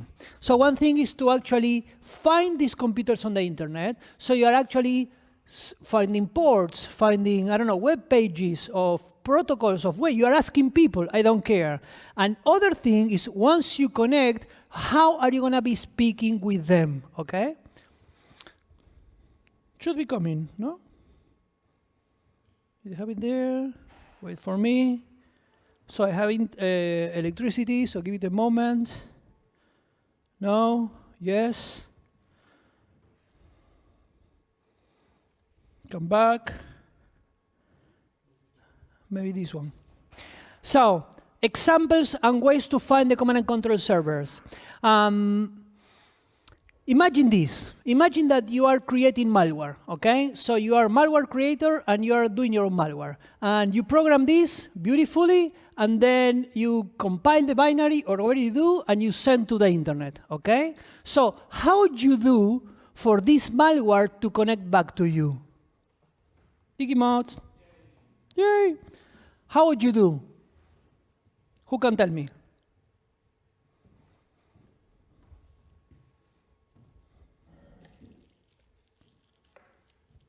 Did you get the question?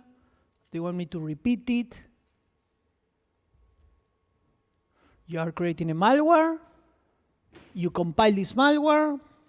You send it to the friend, some friend, and then you need the malware to find you, that you are moving around, I don't know, home. So how do you do that? Yes, you can have the queue. So I guess I hardcode some address into the malware, but then You hardcode what? I hardcode some URL. URL or some something. website Yes. address. Yes. But then I guess I don't want that to be banned. So either I have like a bunch of IP addresses, or maybe I can have that domain resolved to like all of the other bots. It's a good one. So did you get the point? Like, okay, I need to put something in this binary something. So you can do, he said like a URL or domains. So the easiest one is to start with an IP address. So you go to your home, you check which is your IP address on the internet. Very bad idea, by the way, because it's your home, but let's say. And then you send this to some friend. When the malware is executed, it's going to connect back to you. Ta-da! You have a malware. Extremely easy to block. I open the malware, see the IP, and I can block this in a firewall, many, many other ways. Like, they can find you very easily. So That's not good. So you say, oh, let's put a domain. A domain is much better because I can change IPs. It's one domain in all my malware, and then I rotate the IPs, right? A little bit better. But again, a lot of limitations. They open the malware, they see a domain in a URL or not, and also they can ban the domain. And they can ban those IPs like very easily. So again, this is not good. So one idea to actually solve this problem is called DGA, Domain Generation Algorithm. So in DGA, what you do is that you are generating continually pseudo-random domains. They look randomish, but they are not. They are following an algorithm. They are following some way of being generated. And this algorithm has a seed, some piece of information that you put in, and every time you put the same seed, you have the same type of output. So in this way, you have an algorithm that is generating blah, blah, blah, blah, blah, blah, .com, and 1 second later, blah, blah, blah, blah, blah, .com, and others, and others, and others. So how does it work? I put this algorithm in my malware. The seed is usually the time, and then it's going to be asking to these domains continually. Do these domains exist? They don't. It's generating them in the moment. Can be completely whatever. So those domains are going to say like, no, no, no, you don't exist, you don't exist, you don't exist, you don't exist. But because I am the creator, I know the algorithm. So I can put a time as a seed in the future, like in a week. So I know which domain is going to be generated in a week. So I have time to go, register the domain, pay for it, put an IP, and then I just wait. Next week, when my bots get into that time, they're going to be generating my domain, and then they're going to connect back to me. Did you get it? DGA? Domain generation algorithm? So let's gonna try a little bit. It's something like this. So here is an example that I am just getting the date, and I'm getting the value, and then I'm using this, doing some division so it's not super big, and taking the decimals out, and then I'm echoing this value, getting a hash of this, truncating the dash, and echoing that hash.com. So when you run this, you have something like that. See? That can be a pseudo-random algorithm that looks weird, but exactly depends on the date. In this case, it's going to change after some minutes.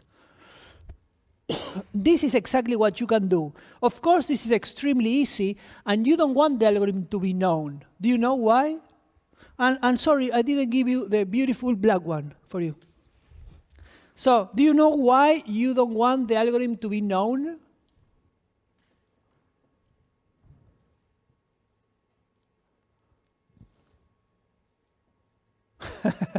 Go.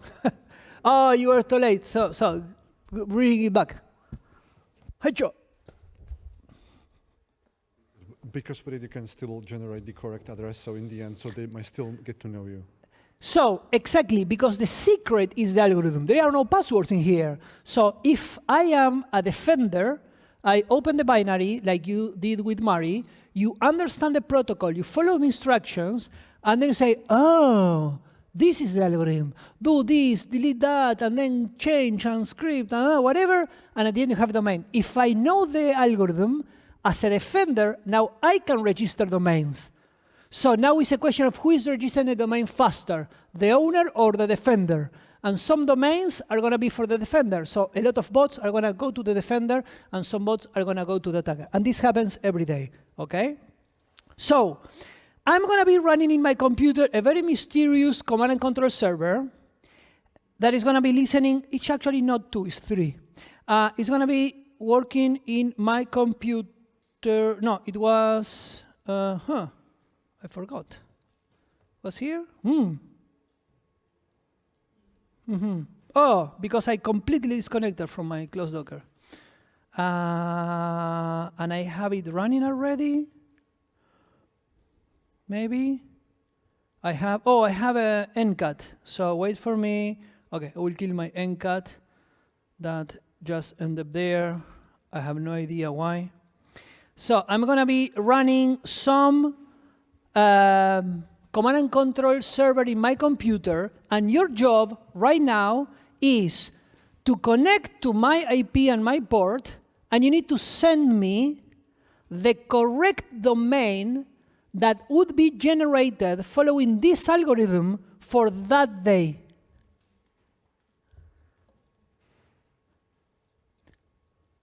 You have the algorithm, you have the date, you need to create the domain that is going to be generated and sent to me in this NCAT connection. Oh, this is another, oh, yeah, this is, yes, sorry. So this, I'm receiving my bot. Let me change the port because I have a bot sending me commands. Can you modify the CC in my Docker and change the port to 9001? I'm going to change to 9001, people, sorry. One of my infected bots is sending me stuff. I have it in the root folder. In the meantime, you can think how you're going to be solving the algorithm. You have the algorithm. I need to know the domain that is going to be generated in that exact date.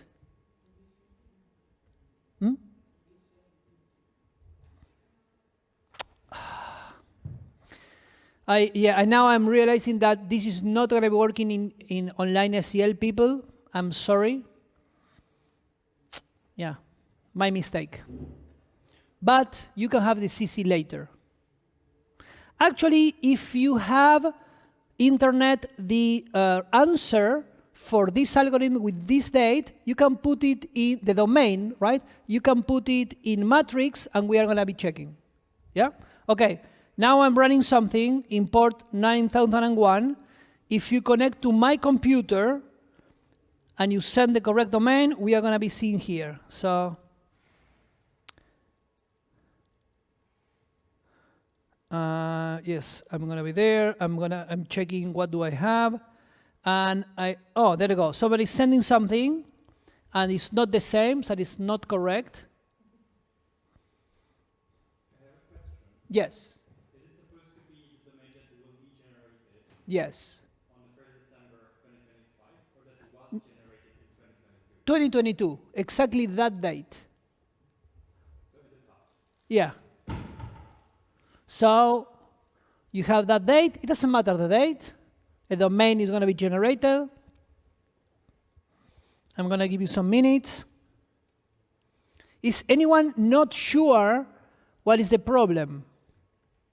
Any questions of what to solve? No questions. You sure?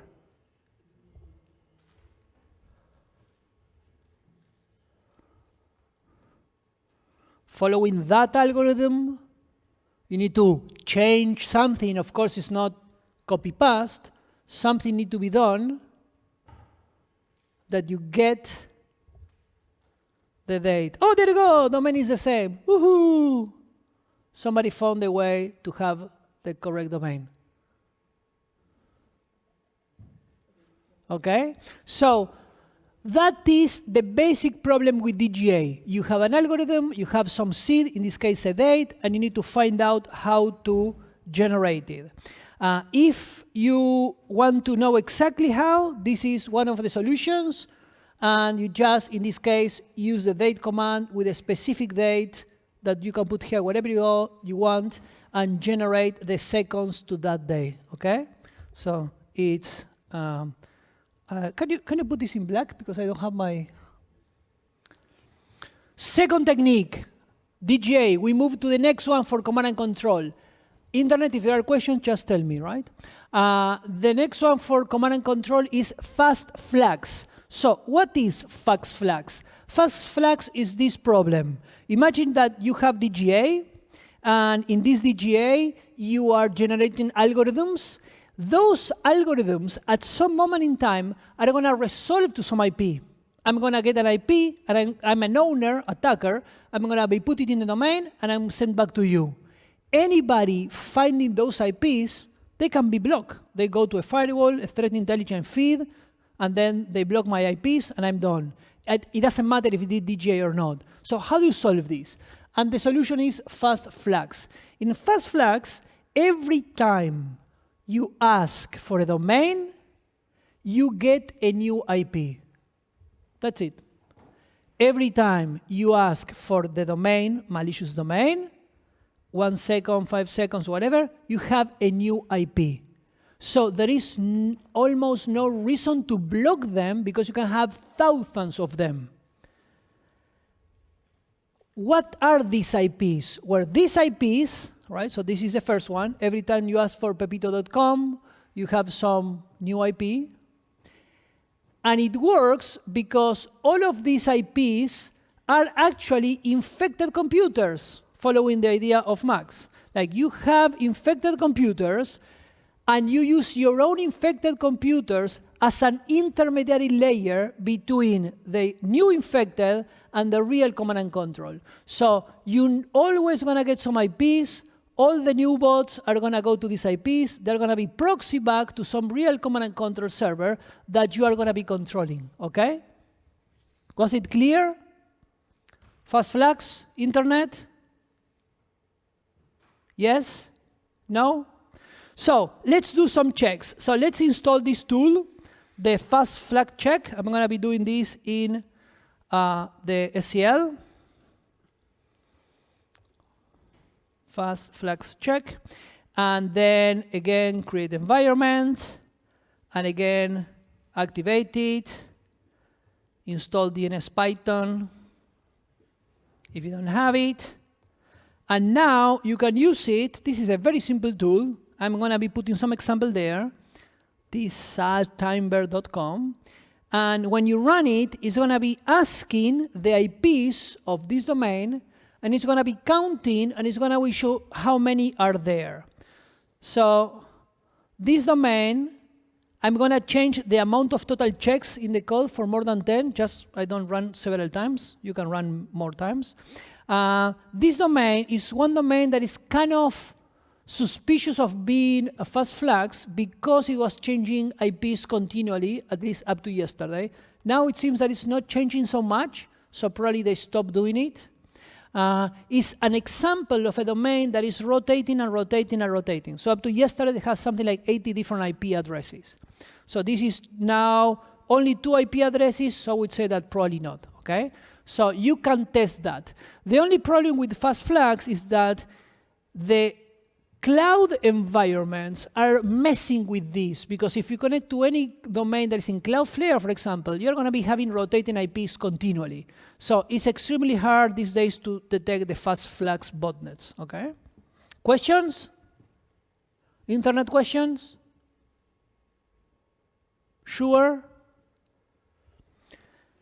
Examples of other protocols. You can use HTTPS for command and control. For example, you can hide status ups or status down in the web page, in the URL that you are doing. So you register URL and you mark in there.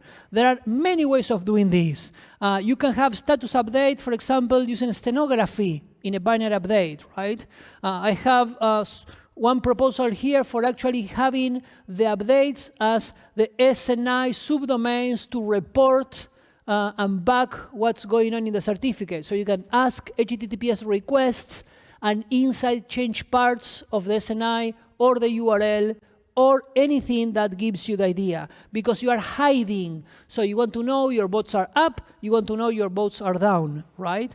So HTTPS is probably the most common command and control channel. Can you tell me why?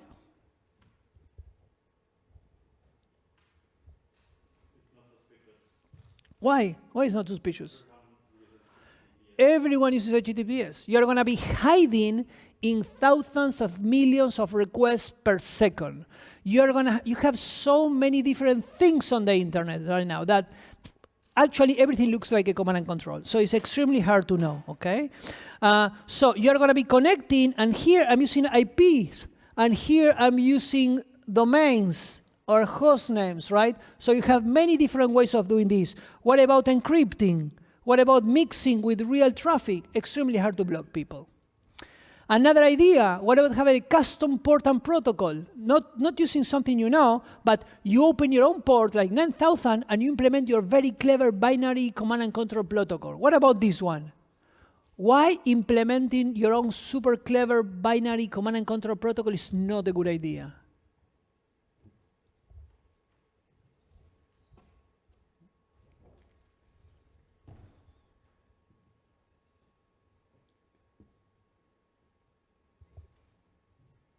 Come on, I know you know this one. Why implementing your own binary protocol is not a good idea?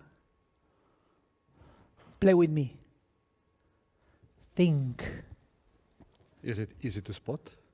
Easy to spot, extremely easy to spot, people. Like, yes, like you're going to be doing something clever that is so different from other things that it's going to be easy to spot, right? What about in domain names? Like DNS tunneling, we call this one. So you are doing a DNS query to a benign DNS server, but the domain is controlled by the attacker. So you are abusing the architecture and infrastructure of DNS of the world. So in the subdomain, you can actually include data. So you can send back information just by having your bots querying a specific domain. And this is just an example. For example, the variable A is going to have something saying get order or whatever you want. And then you base 64 that, and then you just echo that subdomain in your own domain. When you execute this, when you execute that, that is the DNS tunneling, right? So there you are hiding information in your subdomains. Extremely, extremely hard to detect. And then we had others. DOH, DNS over HTTPS. We have IRC, Internet Relay Chat, the first and most famous chatting protocol of the internet. We are going to be using this today. Peer-to-peer networks. What about Bluetooth connections? We have command and controls over sound, over laser, over air-gap computers. We have so many things. We have command and controls on social networks using Discord, Twitter, or whatever. We have in cloud providers, and many, many, many, many more. Every day we have newer and new, okay? Questions before jumping into this one? No questions? So few questions today. Is there something which theoretically cannot be made into command and control? Is something that theoretically cannot be made into a command and control channel? I will say no. I don't know. We have command and control channels over USBs. So humans running and putting the USBs. So why not? I would say not. But the ones with sound are extremely nice. Like you don't have internet or Wi-Fi or anything in your computer, and just by using the speakers and the microphones, two computers communicate. Amazing. Like this, we have some going on. So let's try to play with a working command and control botnet style communication channel. We are going to be using a Python botnet created by the amazing Happy Stoic. If you know him, say hi. And then this is going to be a simple command and control botnet written asynchronously using async library in Python. So the communication is implemented using unencrypted web sockets. And the reason why it's using web sockets is because it looks like web because it's web sockets. So it's actually mixing in your traditional web traffic. This is going to be the architecture where you're going to be using. You're going to be installing a command and control server also in SEL. And then you're going to have some bots in situ and in SEL, and then you're going to have you being the bot master, okay? You're going to have a bot, you're going to install the command and control server that is kind of the middle proxy, let's say, have in the middle, and then you're going to be the master by using a command, okay? So let's implement this one in the class 10 container, internet, and here in this one.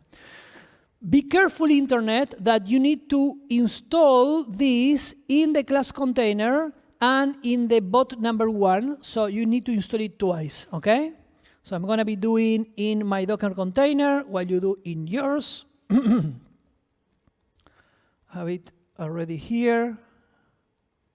Yeah. And I'm going to be doing this class 10 lab. Python botnet, perfect. And I'm gonna do this also in my bot1. So if I do my bot1, that is SSH 172.20.131, and the password is admin. There you go, I'm in the bot1. I'm gonna be cloning the Python botnet. Oh, I already have it too. So I'm gonna give you some time.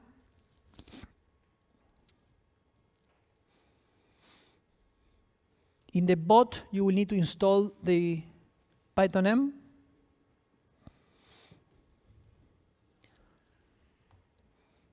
Creating the environment, activating the environment, and then pip installing. There you go.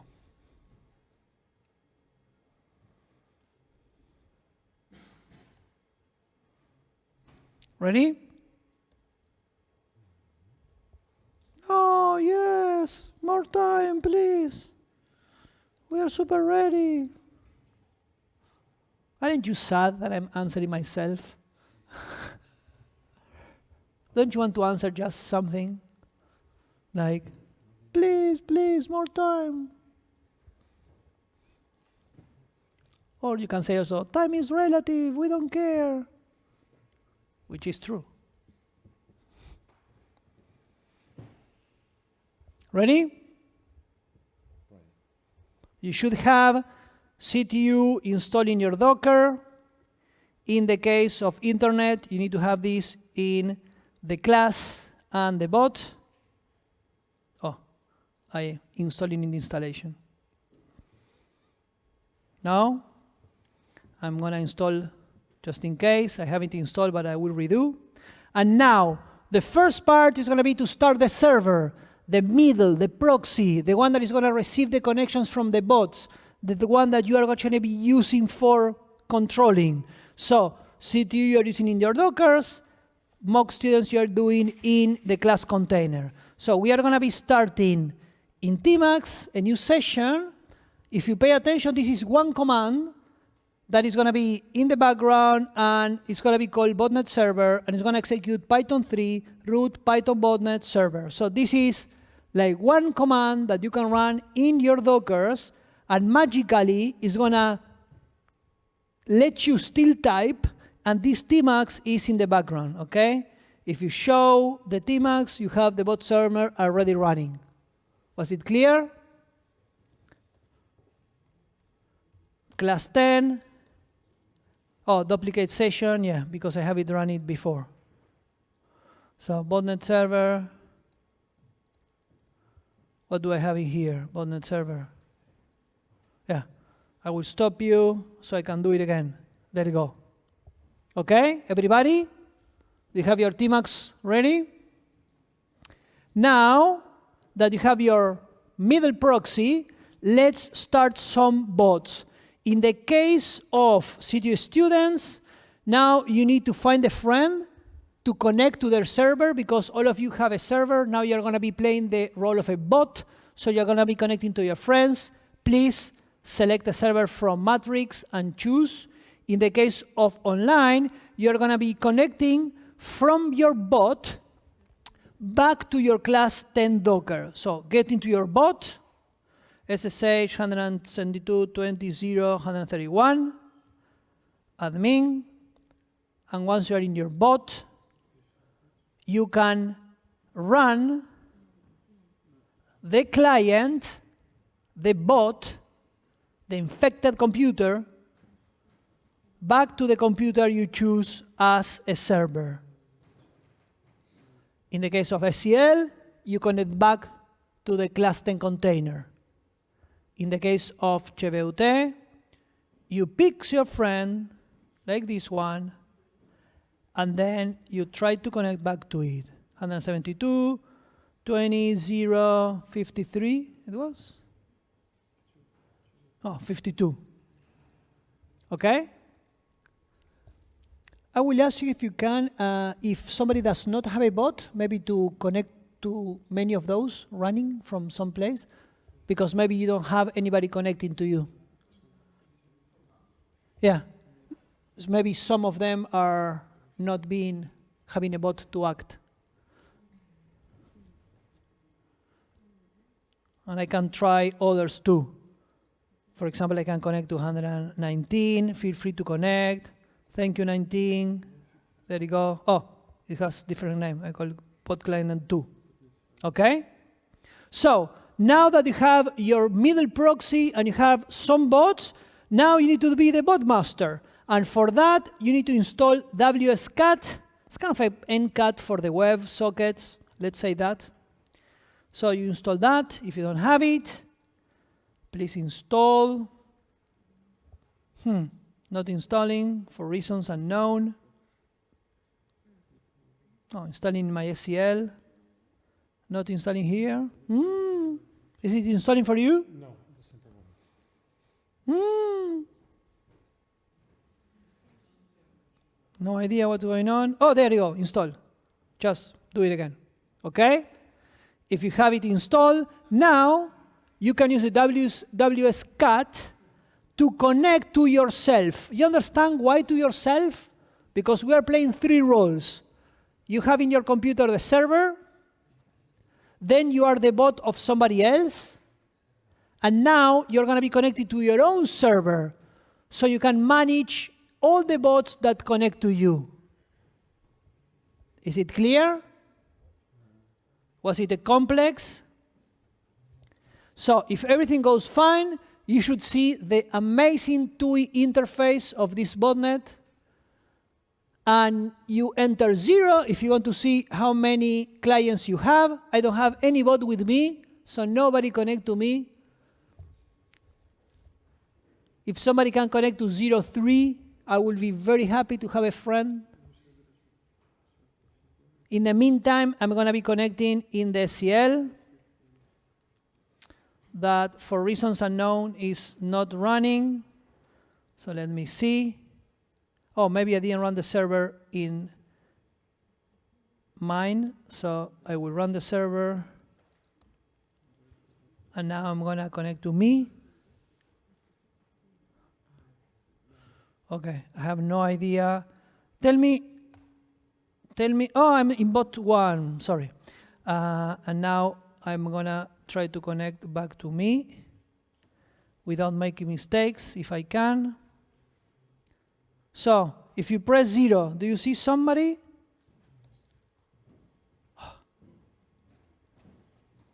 There you go. So, but also I don't see anyone in SCL, but I should.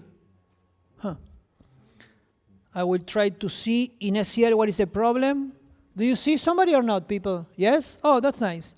So let me see why I don't see my bots in SCL. I'm going to connect to my bot. I'm going to check if my bot background is running. It's called bot. And no topic. Oh, yeah, this is no, this is a different one. I'm running something. Oh, no. I had an issue with the naming conventions.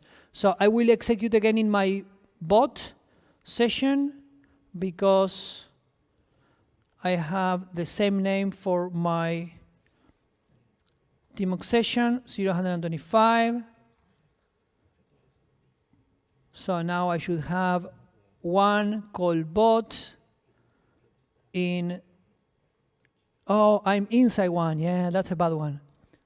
So let me get out. And I want to see again. Yeah, this is an issue when you are running in different TMACs. I'm trying to fix my bot in SCL. I'm now in my bot. I need to connect to 172.20.125. I'm pressing enter. There is no server running, so I will run my server again. I have my botnet server. I'm debugging the problem in SCL.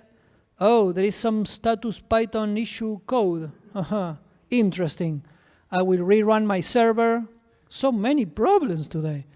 So let me rerun my server in SCL. And when I now connect, oh, okay, now I have a server in SCL.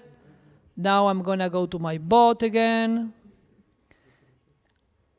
Now that I'm in my bot, I'm going to check If I have some Tmax, I don't. So I will again do my bot command. 172.20.0.125. Now the Tmax is running. Botnet client, I'm checking. It's not there. So what I will do is I just run my code without the Tmax. Yes. So, oh, thank you very much. Virtual environment. Thank you very much. I need to go to my Python source. There you go. And now, if I follow my own instructions, maybe I can make it happen, right? 0, 125. And now I will check if I have it. Botnet client is there. Perfect. I'm in bot 1, so I'm going to get out to the class. And now that I'm in the class, I will connect to myself. And now that I'm connecting to my files, woohoo, I have a bot. That was a trip. So, everybody has some bot? Yes? They have more than one? Do I have bots? Ooh, I have 5. So happy. So, we have a question. Yes. Why is there a bot master and we cannot directly communicate with a C&C server through some interface? So, because you can, but remember that you, as owner, you are not in the same place and computer that is receiving all the bots. For the same problem we say before, like all the bots needs to be connecting to some place that they can find every time. Some domain, some IPs, rotation. So you need kind of a layer between the bots and you, that you're going to be human. If you own a botnet, probably you are controlling it from your phone, from Hawaii or something like that while you're having a drink. So you are connecting to a place from time to time and disconnecting, but the place should run all the time. So it's extremely hard to be in the same computer that your own server is. And also, it's extremely dangerous because the police can be there. And then as an attacker, you don't want to be there because they're going to find you. So usually you want this separation. And then you connect, and then you have there your connection. Okay? So that's why there are usually layers. In most botnets, there are many layers of command and controls, not only one. So now that we are there, we can put the index of one computer, like 1, and then you can type commands. Look at that. I'm controlling the computer. And if I put exit, I'm going to get out. And if I 1, 2, 3, I can actually execute in many computers simultaneously. Oh, well, I'm not sure. Let me see which ones I have. Space, sorry, not comma. And then ls, there you go. Hoorah! Can you control your bots? Martin? Can I ask you here? Questions or what? Questions? Does it work for you? No. Yes. Do you feel the thrill of controlling the bots? Are you pulling the strings? Do you feel like an underground? No? Okay. That's weird. So, now that we have this command and control working, I will give some seconds for questions. I think I need you there. Yes. It was a tough one.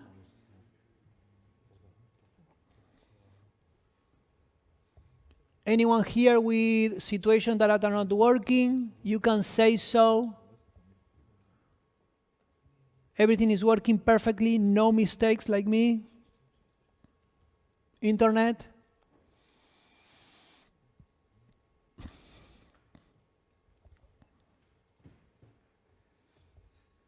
Do you get into the bots and you have no idea what to type? Do you know what to type? Being an attacker is hard. No questions? Okay, so you are the bot master and you execute all of this, so that's nice. We are over already the second break, so let's gonna do the second break and then we go to the last part of the class, okay? So we are back at 4:54. 4:54. Internet, 10 minutes. Go get that choripan.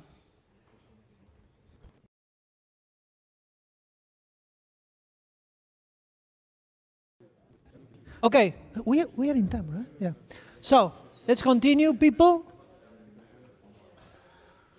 Let's continue. Internet, come back. Finish the choripan. Clean your hands, because choripan has a lot of oil. So clean your hands. And let's continue. So, questions so far? Is it Christmas that is coming and you're too happy to make questions? Is it that it's extremely straightforward to understand? Is it that it's extremely hard to understand and you don't care anymore?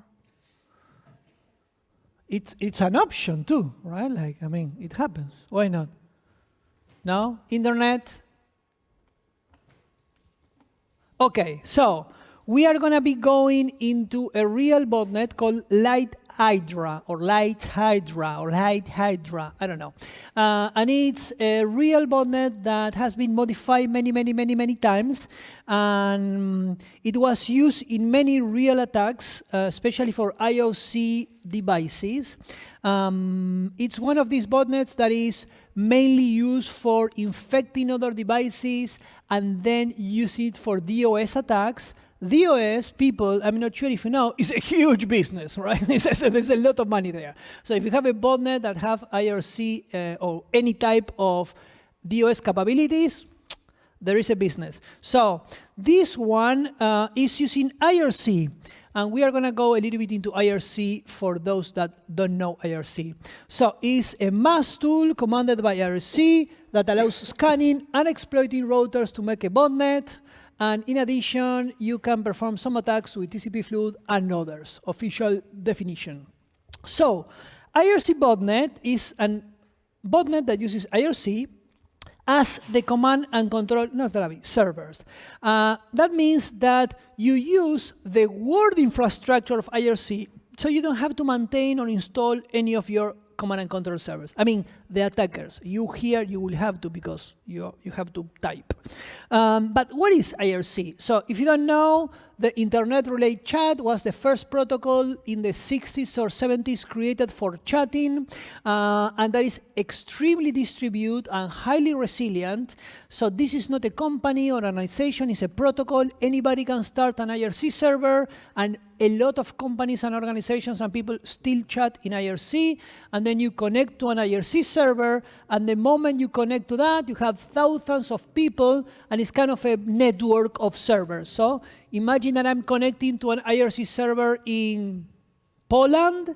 That server is connected to the rest of the networks of IRCs in the world. So if you're connecting to the IRC network in Chile, we can talk to each other because all the messages are relayed all over the world. So you just go to some servers or networks, and then you find channels. You have thousands and thousands of channels, and then you chat there. There are different networks in the world. Not everything is connected, but yeah. If you know and use Discord, it's exactly what Discord kind of reproduced this model, but in a company, right? IRC has these capabilities for a long time. It's so much used that actually CVUT has its own IRC server, and it's very much used to this day. So if you like it, you can connect to the IRC server of the university and then chat with others. So yeah, it's something like that. The network, servers, and then the messages are relayed all over in a very nice protocol. How does Lightaidra or Hydra spread? So it's mostly for IoT malware. That means that it's scanning for vulnerable ports like telnets and FTPs and others, web, and then has some exploits. This one is mostly deactivated, like the exploits are not there, but it's modular. So the people is adding their own exploits and then say, go scan the whole internet and find, and then again and again and again. And then installs the bot inside and repeats, okay? So this is the basic of how all the IoTs are being infected. we are going to be doing this architecture today. So we are going to have an IRC server. You are not going to install an IRC server internet. You are not going to install an IRC server in SCL. You already have installed. In Cheveute, you already have installed. You are going to be installing the bots. So those are going to be the victims that you infect. Then you are going to be controlling with this program called WeChat. So you're going to be the bot master. And once you control your bots, well, you can attack whoever you want because those are your bots, okay? So, ready? Let's jump into this one. First, let's configure and compile the bot in your VM. This you do in your Docker containers, and you have to do twice internet in your SCL Dockers because you want 2 bots for this. So I'm gonna go and do it in my Docker in here. I'm going to clone the Lightaidra. I already have this one. And then mkdir bin. Oh, I already have it. I'm going to do in SCL while you are doing yours. So I'm in class lab. Now I'm going to SSH to my first bot. And I should have it there already. There you go. mkdir bin. Perfect. And now I'm going to go to my second bot. Admin, and I'm gonna git clone, and I'm gonna get into Lightaidra and mkdir bin, and that's it. Okay? I'm gonna give you some seconds for this.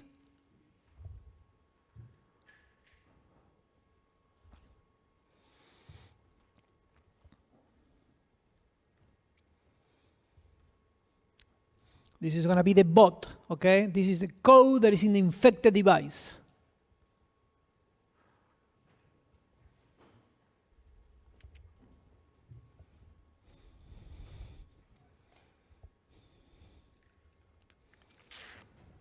So now that you have the bot, let's configure and compile it. That means that you need to edit the configuration file and include config-h. So you can do that one. You will see a lot of things in your configuration. And we need to change some things, okay?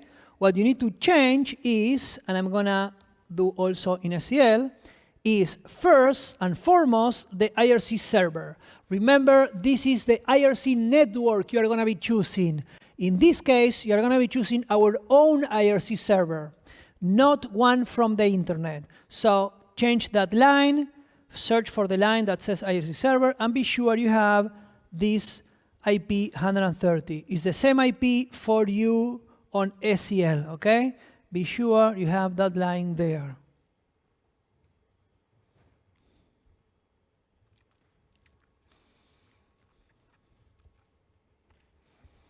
After that, we need to define the channel. So similar to Slack and Discord and others, there are channels in IRC, but different from from Slack and Discord.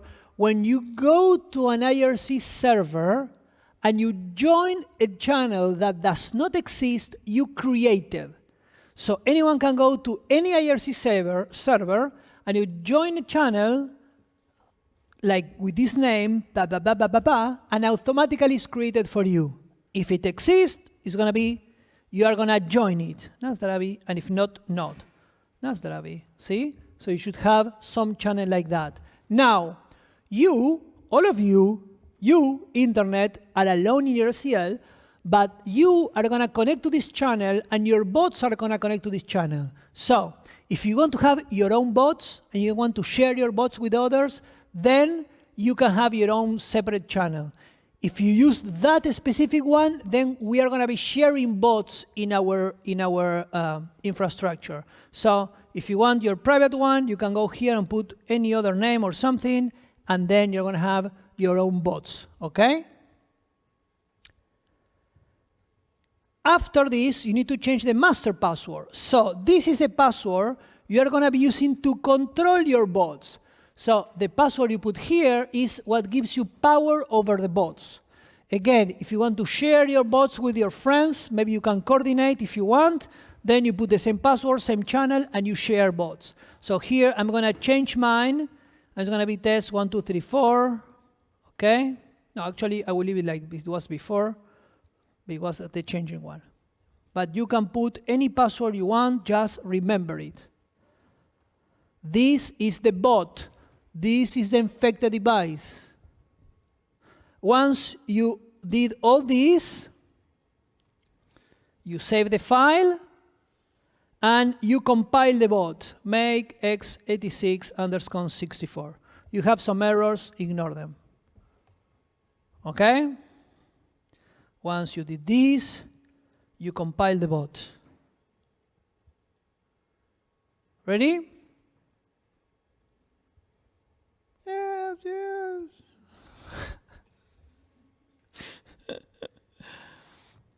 So, now that you have your bot, we need to execute it. So, let's run.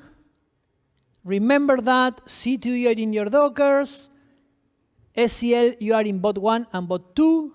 You need to create a new Tmax. I'm going to call it bot. I'm going to check if it exists already. Yeah, it does. So I'm going to create another one called bot 2.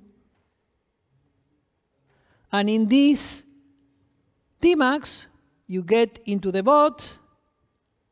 Oh, I am already there. And then you execute the bot. This line here is executing the bot. So after you do this, your bot should be running and should be connecting to the IRC server. You should see text like that, okay? And then you can get out. So this is bot number 2. I'm going to connect to my bot number 1, Lightaidra, and I'm going to do Tmax, new, T, bot 2. And in here, I'm going to execute the bot in my second bot in SCL. And while I'm doing this, I'm going to create also my bot in CVUT, bot 2, Lightaidra, compile, execute, and that's it. Okay, everybody? Do you have your bots running? Did you infect yourself? This binary is the one you send whoever you want to infect, okay? And be careful because it's going to be detected. So this is running in the background. We can ignore. So Tmax, we get out. Tmax, we get out of the bot. And now we are ready to set up the control of the bot using an IRC client. So to control our bots, we are going to connect to the IRC server with the program called WeChat. You can use any program you want for IRC, like IRC, but I'm going to be using WeChat. So in your Docker container or in your class internet, create a new Tmax called chat. And in your Tmax called chat, you just execute WeChat. And you should have your amazing WeChat interface.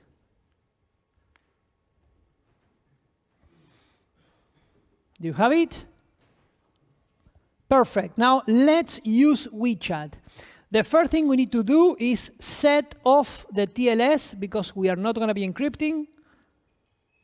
So you just copy paste there in the command line and press enter, and we disable TLS. If you never use IRC, in your left you have all your channels, and at the bottom you chat. Now we need to add our server. That's going to be server add my server and the IP that we gave you before. So you just add your server. I had it already. Internet, you do exactly the same. And then you finally connect to your server. You can see that I'm connecting now. And your host is something, something, running, Inspire, status, 8 channels, 28 clients, 28 users, a lot of people here. Okay? And then you should join your channel. Oh, look at that. I have a lot of people. So everyone here that has the X are the bots, and all of here that say root are the root. And this is a chatting server, right? Like, hi, sup. And you can chat like people, normal people, no problem. And this is the original purpose of IRC, but also we are going to be abusing this to execute our bots. So our bots are playing the role of humans in the chat, okay? So now that we do this, you should see something like that. We need to control our bots. How do we control our bots? Well, in the case of Lightaidra, the protocol is extremely specific, and all your commands start with dot and something. So in Lightaidra, you cannot control your bots until you log in to your bots. So you need to do the login and then put the password. So if I put login and then something is going to say, oh no, wrong authentication, right? And then I need to go and find my password that was test1234 and test, or no, 1234 test, right? And then, oh, yeah, you're logged in. Oof, it was there, see? And other people is logging in. Everybody that is logging in can control the bots, okay? And that's actually a very nice protocol, because now we have multiple bot masters that are able to control multiple bots, up to the 100,000s, no problem. That's why IRC was so famous for this type of botnets, because I can leave, I can come, I leave a bot that is controlling other bots, I give to others, I rent, and stuff like that, right? And now you can do things like, what is the status of my bot? So dot status, enter, currently not working, currently not working, currently not working, currently not working, right? So they're telling this to everybody. And then you can quit with quit. Now, what can you do in this botnet? I'm showing you the source code of the botnet because this is the best documentation, because it's the real thing. There is no manual page. And you can do many things like executed commands, like, yeah, looking at the version of the bot. So let's try version. I'm not sure if it's going to go. It depends on how the bot is answering to this. Oh, somebody quit in there. WeChat. Okay. And then we have two types of things to do. Advanced scan. So in advanced scan, you are actually selecting the first and second octet of an IP address, 192, 168, or whatever. And then you can put or not put the user and password. And this is scanning the computers in the network for ports open in this user and password. And then you can do this recursively for a local range. You can do random IPs and things like that. So please be careful, don't scan the internet with this one, but you can scan your local network. So imagine that we want to scan the local network, so we can try things like this, right? Advanced scan, 162, 20, and others. So before doing a specific attack, I suggest it's a good thing to have a monitoring, so you can see what your computer is doing as a bot, because remember, all of us are bots. So I'm going to get out of this Tmax, and I'm going to create a Tmax for monitoring. And in here, I'm just going to ignore port 22, and then I'm seeing everything that the rest of my computer is doing. I'm going to stop all support and not port 9000 because I have other bots, but this is the majority of other things happening. If you see port 6667, that's IRC, see?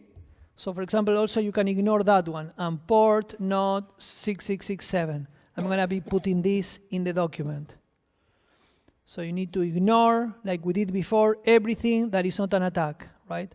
6777, oh, you have there some UDP, right, and other things. So once you have your monitoring, oh no, I didn't want to do this, okay.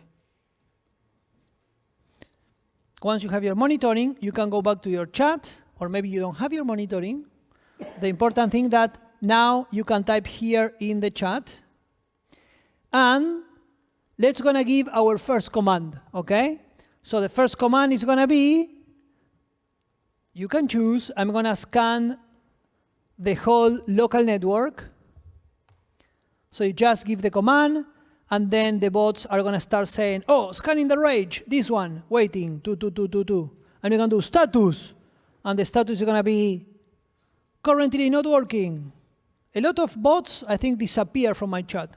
Currently not working. Oh, maybe somebody's scanning there, see? Somebody's scanning. Scanning, scanning, scanning, scanning, scanning, scanning.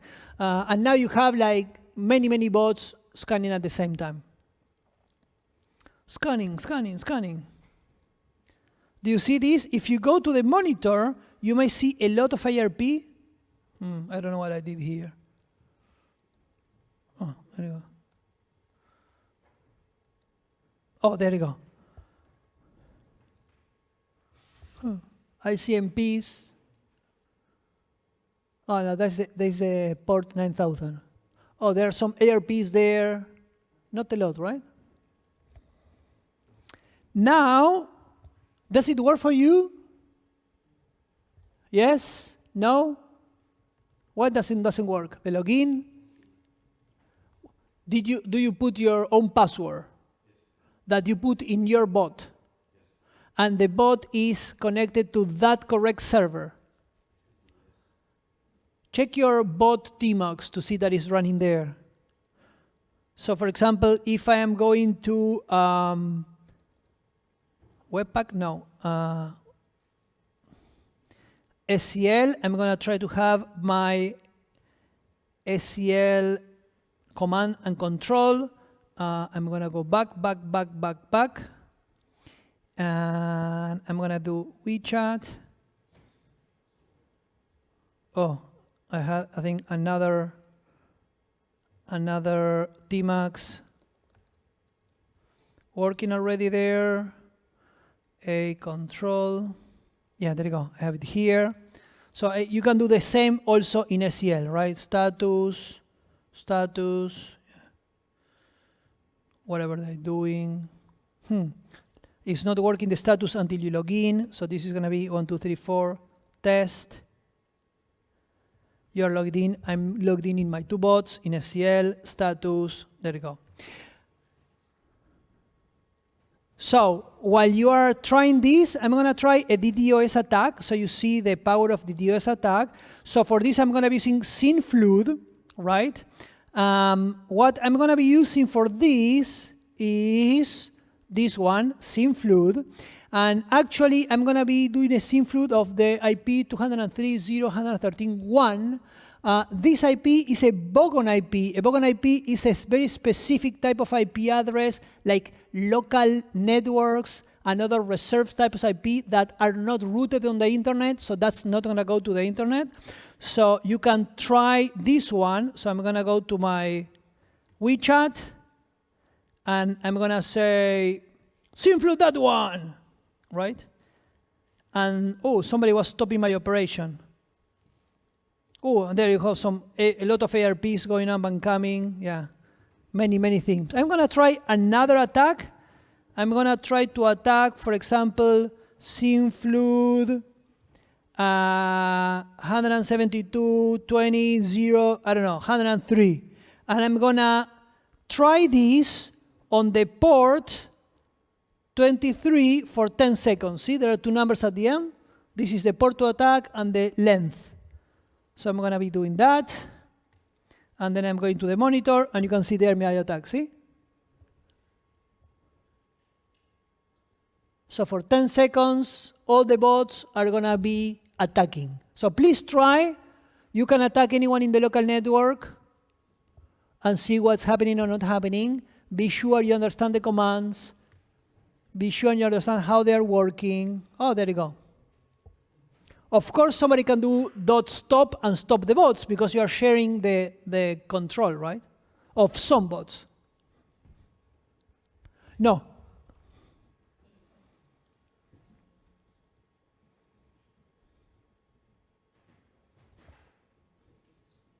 I think I went through, right, so I can do it now.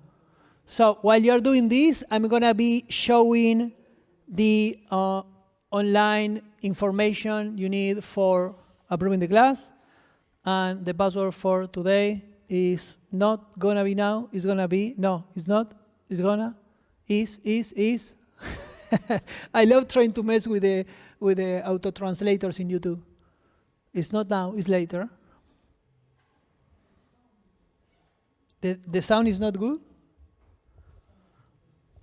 That is what you need to put. What? Manati.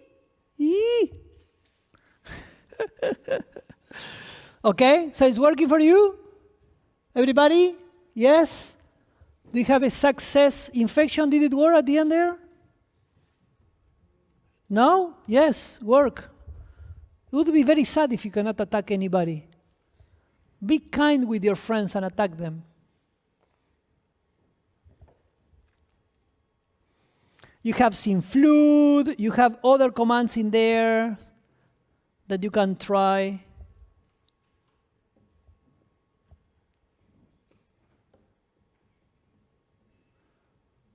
I'm going to give you a couple of minutes to try.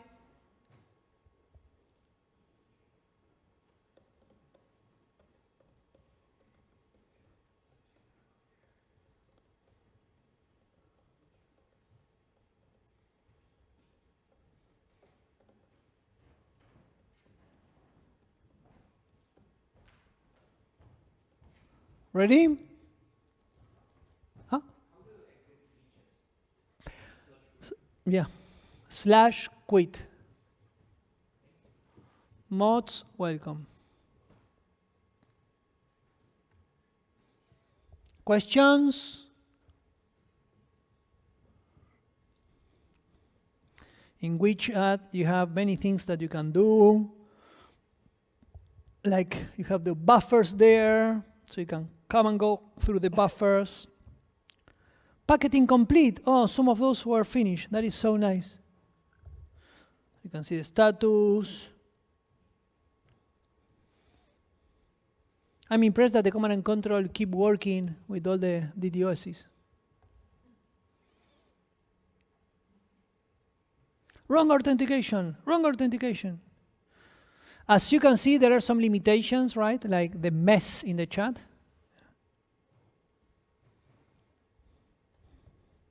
Okay, so after you're using Lightaidra, let's talk a little bit of advantages and disadvantages, and then we end the class here. So, what can you tell us about this? I would say several things. The first one is, if you're going to be using IRC servers in the real world, be extremely careful because you can imagine that they don't like it, and this is not a good thing for doing in real IRC networks. There are people chatting there, so that's why most botnets, they install their own IRC servers, so because it's the same, but this depends a little bit, right?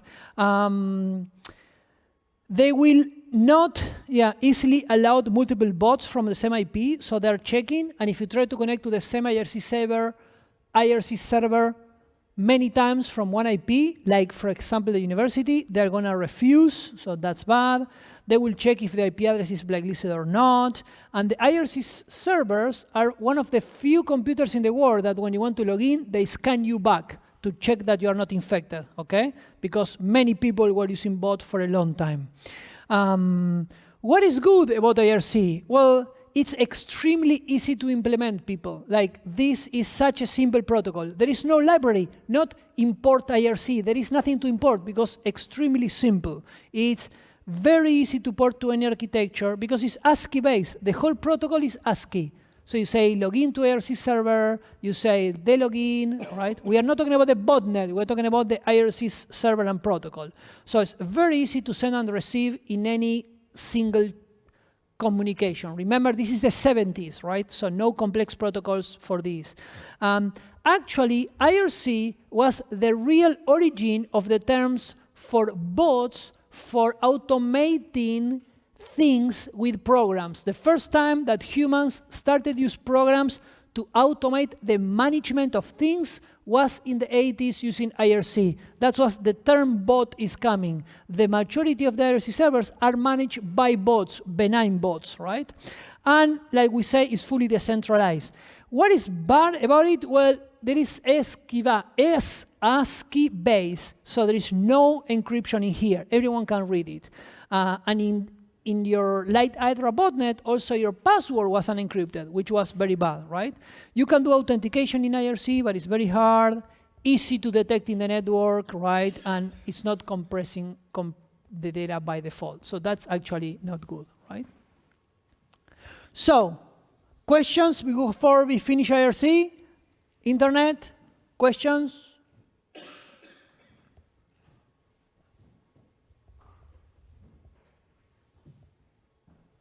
No? So, I'm waiting. I'm gonna leave this in here while we... Where can we see the command outputs?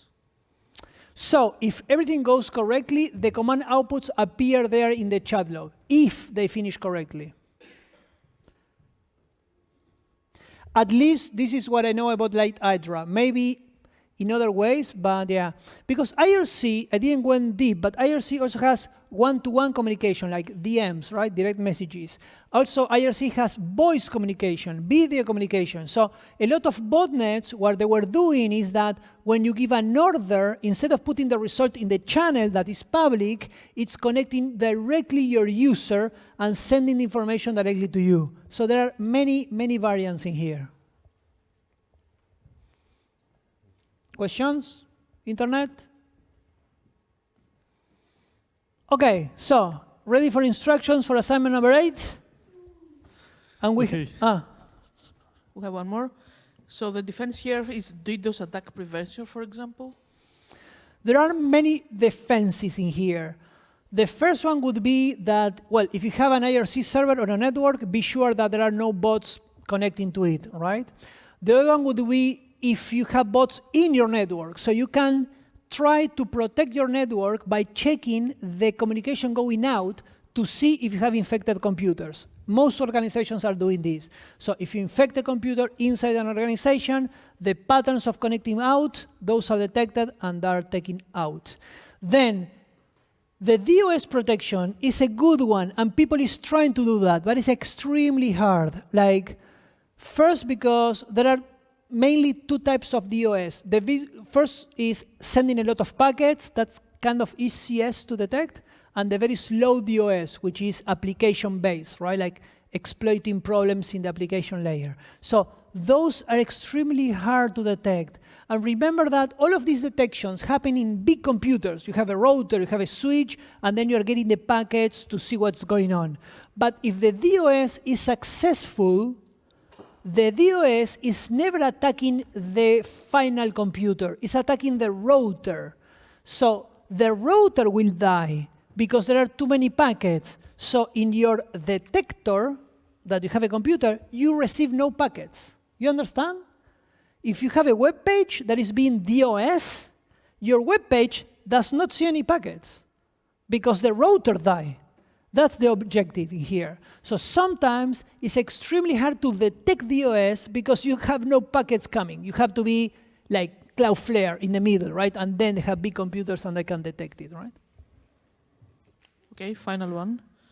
Are there any bots or ransomware groups, for example, that use IRC, or it's not used anymore?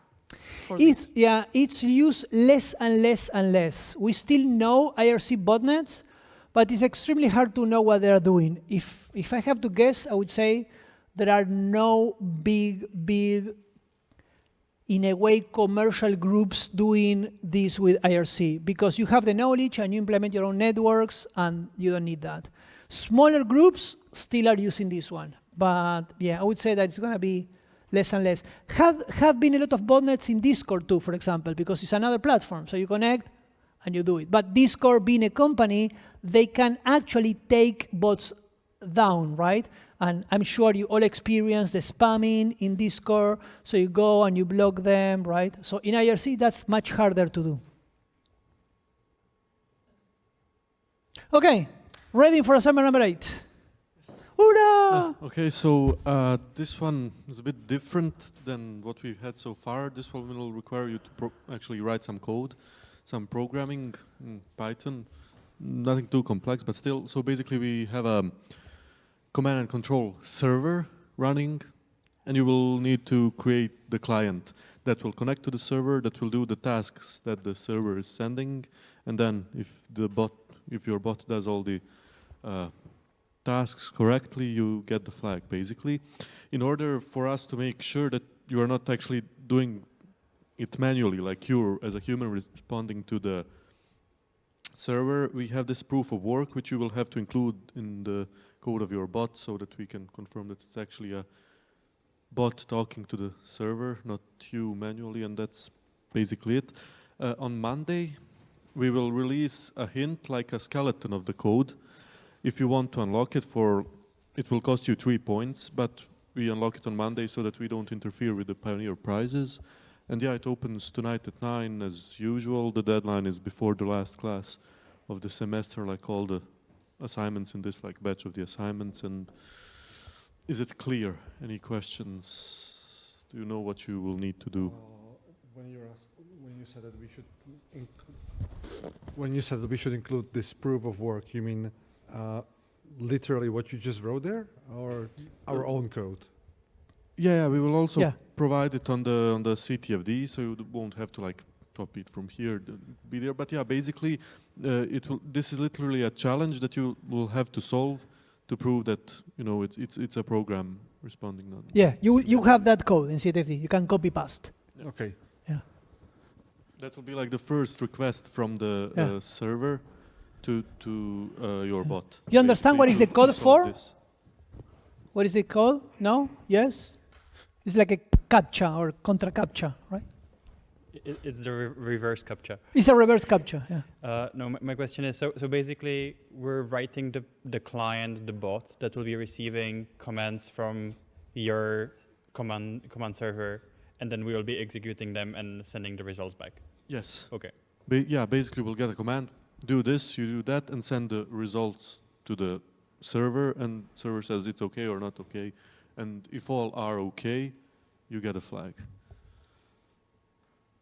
And the prizes that are coming. When we have a lamp. I think we have the yeah. Questions? No? Sure? You have some minutes for questions. And please feedback, people. Internet, please feedback. 20 seconds. Just go tell us how you feel about it so we can keep improving. And you have a side dish of automation with Ansible that if you feel brave, you can try. Ansible, amazing and beautiful. Also, we received majority of the reports. I think still if you're planning to submit the report to unlock the bonus assignment, you have until December 11th, so not too much time. So yeah, take care of that. If you want to take the bonus, remember the report for unlocking. And it's basically, again, I remind you, for us, to give you feedback on what is good and what is not good in your report, so that you don't do those mistakes in the bonus assignment or in the exam, where you also have to write a report, because there it costs points. In the assignment or in the exam, you will maybe spend a few hours or days in the bonus assignment to solve some challenge, and then you lose a bunch of those points because you didn't have screenshots or didn't report on steps. So do this report so you get feedback on to know what we expect from you when it actually matters for your grade. Okay, see you people. Enjoy the assignment, enjoy the weekend. Happy Christmas. So I have a question. Bye-bye, Internet. Bye-bye. I'm not sure. Now I realized I have no idea why it's here.